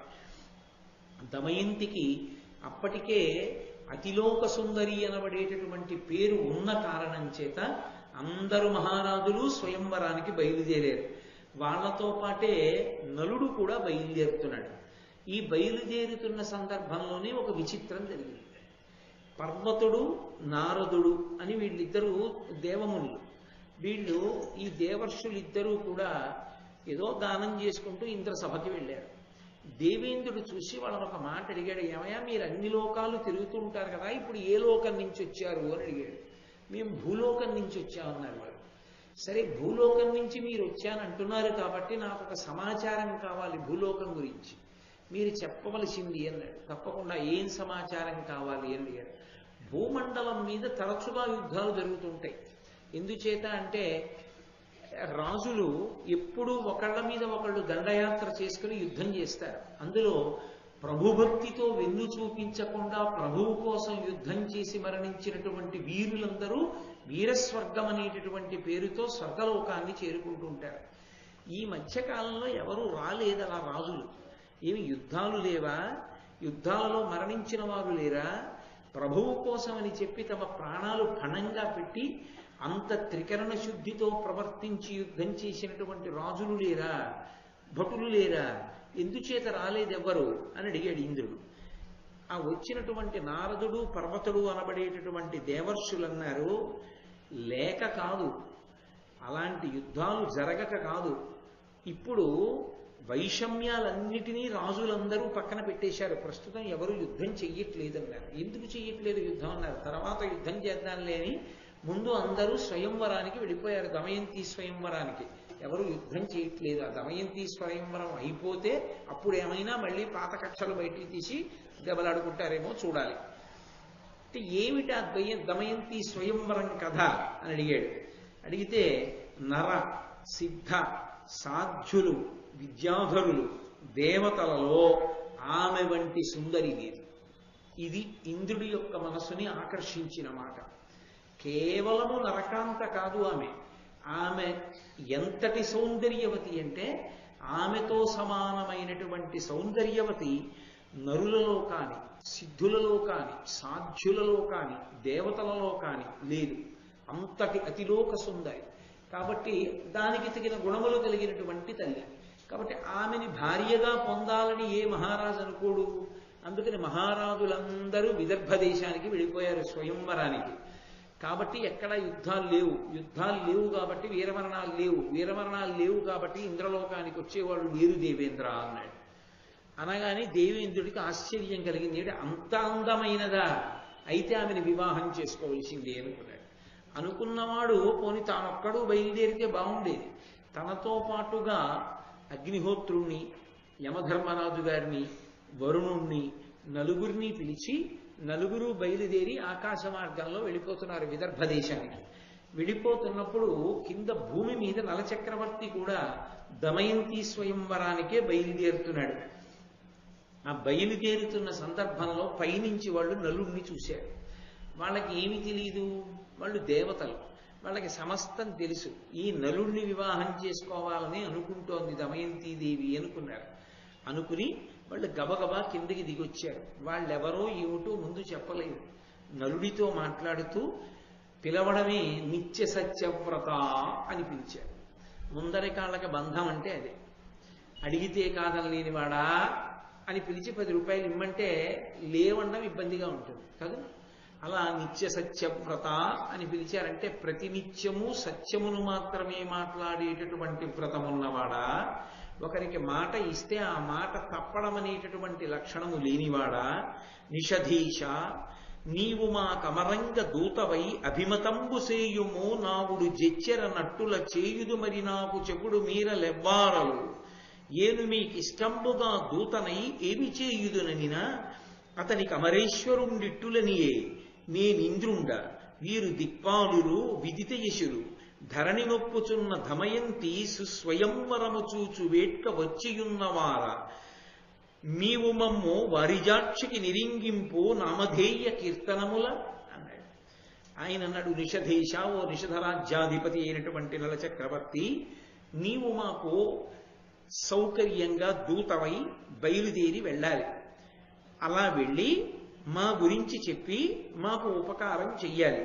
అంటే నలుడు అన్నాడు, అసలు మీరెవరు, మీ గురించి ఎవరికి చెప్పాలి, ఏ ఉపకారం చెయ్యాలి, మీరెవరో చెప్పండి అన్నాడు. అంటే వాళ్ళు అన్నారు, నేను ఎవరినో చెప్తాను చూడు అని అమరేశ్వరుండిట్టులనియే. దేవేంద్రుడు అన్నాడు, నేను ఇంద్రుండా, నేను ఇంద్రుణ్ణి. ఇదిగో ఈ ముగ్గురు ఉన్నారే వీళ్ళు దిక్పాలుడు, వీళ్ళందరూ విదిత యశులు, అపారమైనటువంటి కీర్తి గణించినటువంటి వారు. మేము నలుగురం కూడా దమయంతీదేవి స్వయంవరానికి బయలుదేరాం. మా నలుగురిలో ఎవరిని వరించినా పర్వాలేదు, అదో పెద్ద ఔదార్యం మళ్ళీ. అందుకని ఎవరిని వరించినా పర్వాలేదు, మేమేం అనుకోం. కాబట్టి ఆమె మమ్మల్నే వరించాలంటే అంతమంది రాజులు కూర్చుని ఉండగా మాకన్నా గొప్పవాళ్ళు ధరణి మీద ఉండొచ్చు. మా మీద ఆమె మనసు బాగా ప్రసరింపబడాలి అంటే నువ్వు మా గురించి వెళ్ళి మేము ఎంత గొప్పవాళ్ళమో చెప్పు. నువ్వు అలా వెళ్ళడానికి వీలుగా నీకు ఒక సౌకర్యాన్ని ఏర్పాటు చేస్తాం. నువ్వు ఎవరికీ కనపడకుండా ఆమె అంతఃపురంలోకి ప్రవేశించచ్చు. ఎందుకనంటావా, ఆమె ఎక్కడో అంతఃపురంలో రాచనగరులో రాణివాసంలో ఉంటుంది. ఆమె దగ్గరికి వెళ్ళడం ఎలా సాధ్యమవుతుంది, అందరూ చూడరు పట్టుకోరు అంటావేమో. నువ్వు ఎవరికీ కనపడకుండా వెళ్ళగలిగినటువంటి శక్తి మేము నీకు ఇస్తున్నాం. ఈ శక్తిని వాడుకుని నువ్వు దమయంతి దగ్గరికి వెళ్ళి మా గురించి గొప్పగా చెప్పి మా మీద ఆమె యొక్క మనసు లగ్నమయ్యేటట్లుగా చూడు అన్నారు. అంటే నలుడు అన్నాడు దేవతలతోటి, ఎరిగి ఎరిగి నన్ను ఏకార్థ సముపేతు పాడినయ్య ఇట్టి పనికి పనుప అనినా ఉచ్చకుండవై ఏల చేసేదనంటే చెయ్యకుండనగునే. ఇంకా నలుడన్నాడు, మీరు ఏ కార్యం మీద బయలుదేరారో నేను అదే కార్యం మీద బయలుదేరాను. నేను కూడా దమయంతి స్వయంవరానికే బయలుదేరాను. నేను కూడా దమయంతిని భార్యగా చేసుకోవాలన్న కోరికతోటే బయలుదేరాను. నేను అలా బయలుదేరితే ఇప్పుడు మీరొచ్చి మీ గురించి దమయంతీదేవికి చెప్పమని నన్ను అడుగుతున్నారు. మీరు ఆమెని భార్యగా చేసుకోవాలనుకుంటున్నారు, నేను ఆమెనే భార్యగా చేసుకోవాలని అనుకుంటున్నారు. కాబట్టి మీరు నన్ను అలా అడగచ్చా, దోషం కదా, నేను మీ గురించి ఎలా చెప్తాను అన్నాడు. అంటే వాళ్ళు అన్నారు, మరి తప్పకుండా చేస్తాను అని ముందు మాట ఎందుకు ఇచ్చావు? నిత్య సత్యవ్రత అని మేము పిలవగానే తప్పకుండా మీరు అడిగింది చేసి పెడతాను, ఎవరు మీరు అని ఎందుకు అడిగావు? మాట ఇచ్చావుగా చేస్తానని. అందుకని నువ్వు వెళ్ళి మా నలుగురి గురించి దమయంతీదేవితో చెప్పు అన్నారు. మాలో ఎవరిని భర్తగా ఎంచుకున్నా మాకు అభ్యంతరం లేదు అంటే నలుడు ప్రచ్ఛన్న వేషంలో ఎవరికీ కనపడకుండా దమయంతీదేవి యొక్క అంతఃపుర ప్రాంగణానికి చేరుకున్నాడు. లోపలికి వెళ్ళాడు. ఆ చుట్టూ ఉన్నటువంటి పరిచారికలు ఆమెకేదో పూలదండలు కట్టి ఆమెకు అలంకారం చేస్తూ ఆమెకు సపర్యలు చేస్తున్నారు. నలుడు గురించి మాట్లాడుకుంటున్నారు ఆ చెలికెత్తెలు దమయంతీదేవి. ఎదురుగుండా నలుడు కనబడ్డాడు. అప్పటి వరకు నలచక్రవర్తిని ఆమె చూడలేదు, నలుడి గుణగణములను మాత్రమే వింది. ఆ మిగిలినటువంటి చెలికత్తెలందరూ ఆశ్చర్యపోయి దిగిపోయారు. ఈమె వెళ్ళి, ఎవరు నువ్వు, ఎలా రాగలిగావు అంతఃపురంలోకి? చండశాసనుడైనటువంటి మా తండ్రి విదర్భ దేశాధిపతి అయినటువంటి భీముడు పరిపాలిస్తుండగా అంతఃపుర ప్రవేశం చెయ్యడం అనేటటువంటిది అత్యంత దోషమని నీకు తెలీదా? ఎలా వచ్చావు అంతఃపురంలోకి, ఎందుకు వచ్చావు అంది. నేను నలుణ్ణి అన్నాడు ఆయన. ఆయన నేను నలుణ్ణి అనేటప్పటికీ ఆమె ఎంతో సంతోషపడిపోయి అసలు ఈ స్వయంవరం అంతా నీ కొరకే ఏర్పాటు చేయబడింది, ఎలాగైనా నిన్ను రప్పించాలనే మా నాన్నగారి ప్రణాళిక, నా మనసు నీ యందు కుదురుకున్నది కనుక నేను నిన్ను వివాహం చేసుకుంటాను అని అన్నది. అంటే ఆయన అన్నాడు, కాదు కాదు, నలుగురు దిక్పాలకులు నన్ను దూతగా పంపారు, ఈ మాటలు నీకు చెప్పమన్నారు. వాళ్ళు సామాన్యులు కారు. ఒకడు ఇంద్రుడు, ఒకడు అగ్ని, ఒకడు యముడు, ఒకడు వరుణుడు. ఈ నలుగురు కూడా ఏ ఒక్కరైనా సరే నువ్వు వరించవచ్చు ఈ నలుగురిలో. కాబట్టి వాళ్ళ గుణగణములను నీ దగ్గర చెప్పమని వాళ్ళు నన్ను పంపించారు. నీ యొద్దకు గుర్తించిరి మాయం దొక్కరు అభీష్టమతి వరియింపం తోయజముకి ప్రార్థింపము మా అందరకును ప్రియం అమర్పము ప్రీతిన్. నువ్వు వెళ్ళి మా గుణాలని చెప్పి మాలో ఒకరిని వరించేటట్టుగా చెయ్యమని ఆ నలుగురు పంపించారు, అందుకు వచ్చాను. కాబట్టి నువ్వు వాళ్ళల్లో ఎవరినైనా ఒకరిని పతిగా ఎంచుకో అన్నాడు. అంటే ఆవిడంది, నేను మానసికంగా ఎప్పుడో నిన్ను వరించి ఉన్నాను, నిన్నే భర్తగా భావన చేసిన దానను. ఇప్పుడు కొత్తగా దేవతలు వివాహం చేసుకుంటానన్నారు కదా అని మైన మనస్కనైనటువంటి నేను వేరొకరిని వివాహం చేసుకునేదానను కాను. వారి యందు నాకు పూజ్యభావన ఉంది, వారిని గౌరవిస్తాను. కానీ నా మనసులో నిన్ను భర్తగా భావన చేశాను. ఆ భర్తగా భావన చేసిన తరువాత వేరొకరిని భర్తగా భావన చెయ్యడం అన్నది మాత్రం నాకు సాధ్యమయ్యే విషయం కాదు. ఇది పవిత్రత అన్న మాటకు అర్థం. అది ఒక ఆడపిల్ల మనసులో ఈయన నాకు భర్త అయ్యే అవకాశం ఉందనేటటువంటి భావన పెద్దవాళ్ళు కల్పించకూడదు. పెద్దవాళ్ళు అలా కల్పిస్తే ఆమె యొక్క మనస్సు మలినమవుతుంది. ఒక పురుషుణ్ణి భర్తగా భావన చేసి ఏ కారణం చేతనైనా ఆ పురుషుణ్ణి కాదని వేరొక పురుషుణ్ణి భర్తగా స్వీకరించడం మానసిక వ్యభిచారం వంటిది. కాబట్టి ఎంత జాగ్రత్తగా మాట్లాడిందో చూడండి ఆవిడ. నేను నిన్ను భర్తగా స్వీకరించాను, మనసులో నీ గుణములను విన్నదాననై నిన్నే భర్త అనుకున్నాను. కాబట్టి వారు పూజనీయులు, నేను గర్హించను. వారు కోరవచ్చు, దోషం లేదు, కానీ నేను కోరను. నేను నీకు భార్యనే అవుతాను. కాబట్టి నీవే నాకు భర్తవి. ఏనేడా ఇంద్రాదులేడా వారలకు ఎప్పుడు మ్రొక్కుదు, నేను నీ ధనమ భూనాథ. నీ గుణంబులు హంసచేత పొలుపుగా విని మనంబున నిలిపియున్నదాన.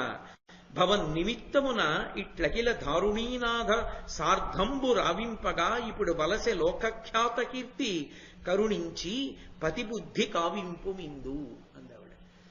అసలు ఈ పద్యం భారత జాతిలో ఒక ఆడదాని యొక్క పరిణితి కలిగినటువంటి మనస్సుకి నిదర్శనం. దమయంతి పెళ్లి కాకముందు ఎంత పరిణితితో మాట్లాడుతుందో, పెళ్ళయిన తరువాత మళ్ళీ తన నుంచి విడిపోయినటువంటి నలచక్రవర్తిని తిరిగి పొందడంలో కూడా ఈ పరిణితి ఆశాంతం కనపడుతుంది ఆవిడ యందు. ఒక ఆడది ఎంత తెలివితేటలుగా ఉంటుందో, తెలివితేటలు అంటే ఏదో ఎదుటి వారిని మాయపుచ్చడానికి పనికొచ్చే తెలివితేటలు కావు.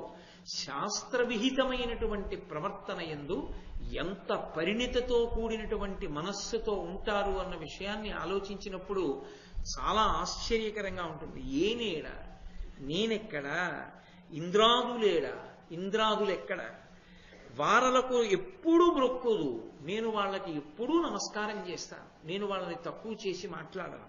కానీ నేను నీ ధనమ భూనాథ, ఓ భూనాథుడా, నేను నీ ధనాన్ని, అంటే నేను నీదానను. నీ గుణంబులు హంసచేత పొలుపుగా విని మనంబున నిలిపియున్నదాన. హంస వలన నీ గుణాలన్నింటినీ విన్నదాననై నా మనసులో నిన్ను ప్రతిష్ఠ చేశాను. భర్త అన్న భావన చేశాను. భర్త అన్న భావన నేను చేసేసిన తరువాత ఇక మళ్ళీ వేరొకరిని ఆ భావనతో చూడడం కుదరదు. కాబట్టి నువ్వే నా భర్తవి. అందుకే స్వయంవరానికి ఆహ్వానించడం జరిగింది. నేను వరమాల నీ మెడలోనే వేసి ఉండేదానని. కాబట్టి ఇప్పుడు నన్ను వేరొకరికి ఇవ్వడానికి నువ్వు ప్రయత్నం చెయ్యకూడదు, మాట్లాడకూడదు. ఎందుకని నేను నీ ధనమా, ఇప్పుడు నేను నీ ధనాన్ని, నీ ధనాన్నైనటువంటి నన్ను పట్టుకెళ్ళి వేరొకరికి ఇచ్చేస్తాను అనడం ఎవరినైనా అలా చెయ్యొచ్చేమో, కానీ భార్యని పట్టుకెళ్ళి వేరొకరికి ఇవ్వడం అన్నది ఉండదుగా. అది పురుషుని యందు దోషం అవుతుంది. కాబట్టి ఇక నువ్వు మాట్లాడవద్దు అంటే, నలుడు దూతగా వచ్చాడు కనుక దిక్పాలురు పనుకున ఇంకేమైనా ఎక్కువ మాట్లాడతాడేమో, ఆమె వినడానికి సిద్ధంగా లేదు. అసలు వినడం కూడా దోషమే. కాబట్టి నేను అలా వినకూడదు అందామె. కాబట్టి పులుపుగా విని మనంబున నిలిపియున్నదాన భవన్ నిమిత్తమున ఇట్లకిల దారుడినాథ సార్ధంబురా వింపగా ఇప్పుడు వలసె లోకఖ్యాత కీర్తి. అసలు మహారాజులందరినీ పిలిపించడానికి కారణం ఏమిటో తెలుసా? నీ మెడలో వరమాల వెయ్యడానికి. అక్కడికి వచ్చిన తరువాత, పరిచయం చేసిన తరువాత అందులో ఎవరినో ఒకరిని భర్తగా ఎంచుకోవడం కాదు. నా మనసులో నలమహారాజు గారికే మెడలో వరమాల వెయ్యాలని నేను నిర్ణయం చేసేసుకున్నాను. కాబట్టి మా నాన్నగారు నీకొక్కడికే కబురు చేస్తే రాజలోకంలో భేదం వస్తుందని అందరి రాజుల్ని పిలిచి, నీకు నలుడు ఇష్టం కనుక అక్కడైనా చేసేది ఇష్టమైన వాడి మెడలో వేయడమే కనుక రాజలోకమునందు విభేదం రాకుండా ఉండడానికి అంతర్లీనంగా చేసినటువంటి ప్రణాళిక నిన్ను రప్పించడం కోసమే చేశాం. కాబట్టి నీ మెడలోనే నేను పుష్పహారం వెయ్యాలి, అంతేకాని నువ్వు ఇప్పుడు ఎవరో దిక్పాలుర మెడలో హారం వేయమని నాకు చెప్పకూడదు. కరుణించి పతిబుద్ధి కావింపు మిందు, నేను నీ ఎందు ఎలా పతిబుద్ధి పెట్టానో అలా నా యందు నువ్వు పతిబుద్ధి పెట్టు. అంటే నేను నీ భార్యనన్న భావనని నువ్వు పొందు. అప్పుడేమవుతుంది, మన ఇద్దరి మనసులు శౌచంతో ఉంటాయి. లేకపోతే నేను నిన్ను భర్తగా భావన చేస్తుంటే, నువ్వు వేరొకరిని భర్తగా పొందమని మాట్లాడుతుంటే, నాకు నీ యందు చులకన భావం అంకురించి ధిక్కరించి మాట్లాడితే నాకు దోషం వస్తుంది. అసలు ఈ పద్యం భారతదేశంలో ఉండేటటువంటి స్త్రీ యొక్క పరిణతికి, వాళ్ళకి శాస్త్రం మీద ఉండేటటువంటి నమ్మకానికి, భర్త అన్న 2 అక్షరాలకి, ఒక పురుషుని యందు వాళ్ళకు ఉండేటటువంటి ఆరాధన భావనకి, పతిగా మనసులో ఒకరిని భావన చేస్తే ఎంత పవిత్రమైనటువంటి భావనగా దాని యందు ఉంచుకుంటారు అన్నదానికి ఇదొక మచ్చు తునక. భారతీయ సంస్కృతికి అంతటికీ కూడా ఈ పద్యం దర్పణం పట్టింది.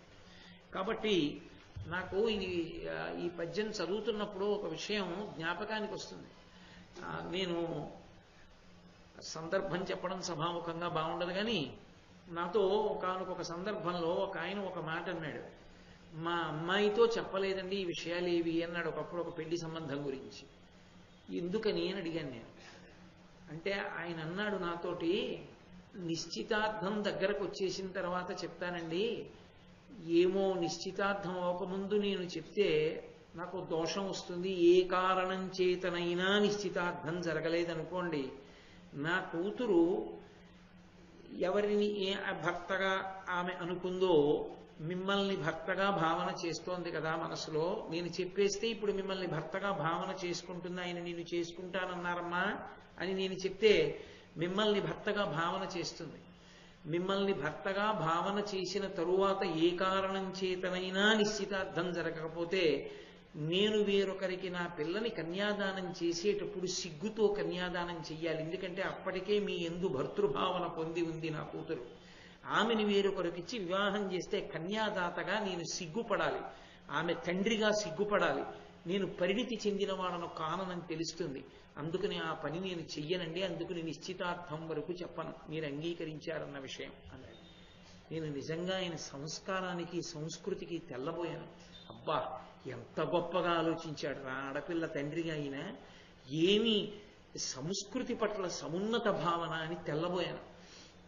దాని సందర్భం వేరు, మీకు తేలిగ్గా అర్థం అవ్వడానికి ఉదాహరణ అలా చూపించాను. కాబట్టి ఇప్పటికీ అట్లా సంస్కృతి పట్ల సమున్నతమైనటువంటి భావన పొందినటువంటి మహానుభావులు ఉన్నారు. దమయంతీదేవి అలా మాట్లాడి ఆమె అంది, ఒకసారి నిన్ను నేను భర్తగా మనసులో భావన చేసేశాను కనుక ఏ కారణం చేతనైనా అన్న ప్రశ్న వస్తే వేరొకరిని భర్తగా స్వీకరించడం ఉండదు. దానికి జవాబు ఇంకొకటి ఉంటుంది. ఏమిటదంటే, ఈ జీవుడు ఎప్పటికైనా నీకు భార్యాత్వాన్ని పొందాలి, అందుకని ఈ శరీరం వదిలిపెట్టేస్తాడు. ఉరి వేసుకునో, విషం తాగో, నిప్పులో దూకో, నీట మునిగో ఈ శరీరాన్ని వదిలిపెడతాను తప్ప వేరొకరికి భార్యను మాత్రం కాదు. అంటే ఇప్పుడు దమయంతీదేవి ఈ మాటలు మాట్లాడిన తర్వాత నలుడు ఇంకా రాయబారం చెప్పడానికి ఏమైనా ఉంటుందా? ఇంకేం ఉండదు. అంత స్పష్టంగా చెప్పింది ఆవిడ.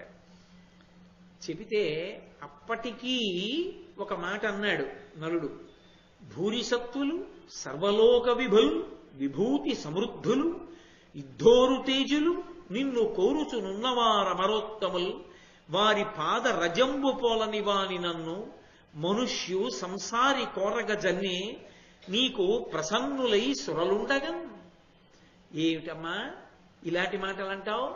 అపారమైనటువంటి కీర్తి వహించినటువంటి వారు, సర్వలోకములకు భర్తలైనటువంటి వారు, అపారమైనటువంటి ప్రఖ్యాతి గణించినటువంటి వారు, విశేషమైన తేజస్సున్నవారు, నిన్ను కోరుతున్నటువంటి వాళ్ళు సాక్షాత్తుగా దేవతలు.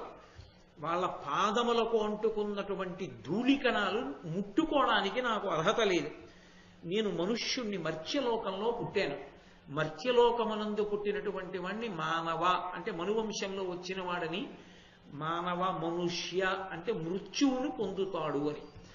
ఏది ఈ లోకంలో అంటే భూలోకమనందు పుట్టింది అంటే దాని అర్థం ఏమిటంటే అది వెళ్ళిపోతుంది అని గుర్తు. ఏది ఈ లోకంలో పుట్టిందో అది ఉండదు, అది శాశ్వతంగా ఉండదు, అది వెళ్ళిపోతుందని గుర్తు. అది ఈ భూలోకానికి ఉన్నటువంటి లక్షణం.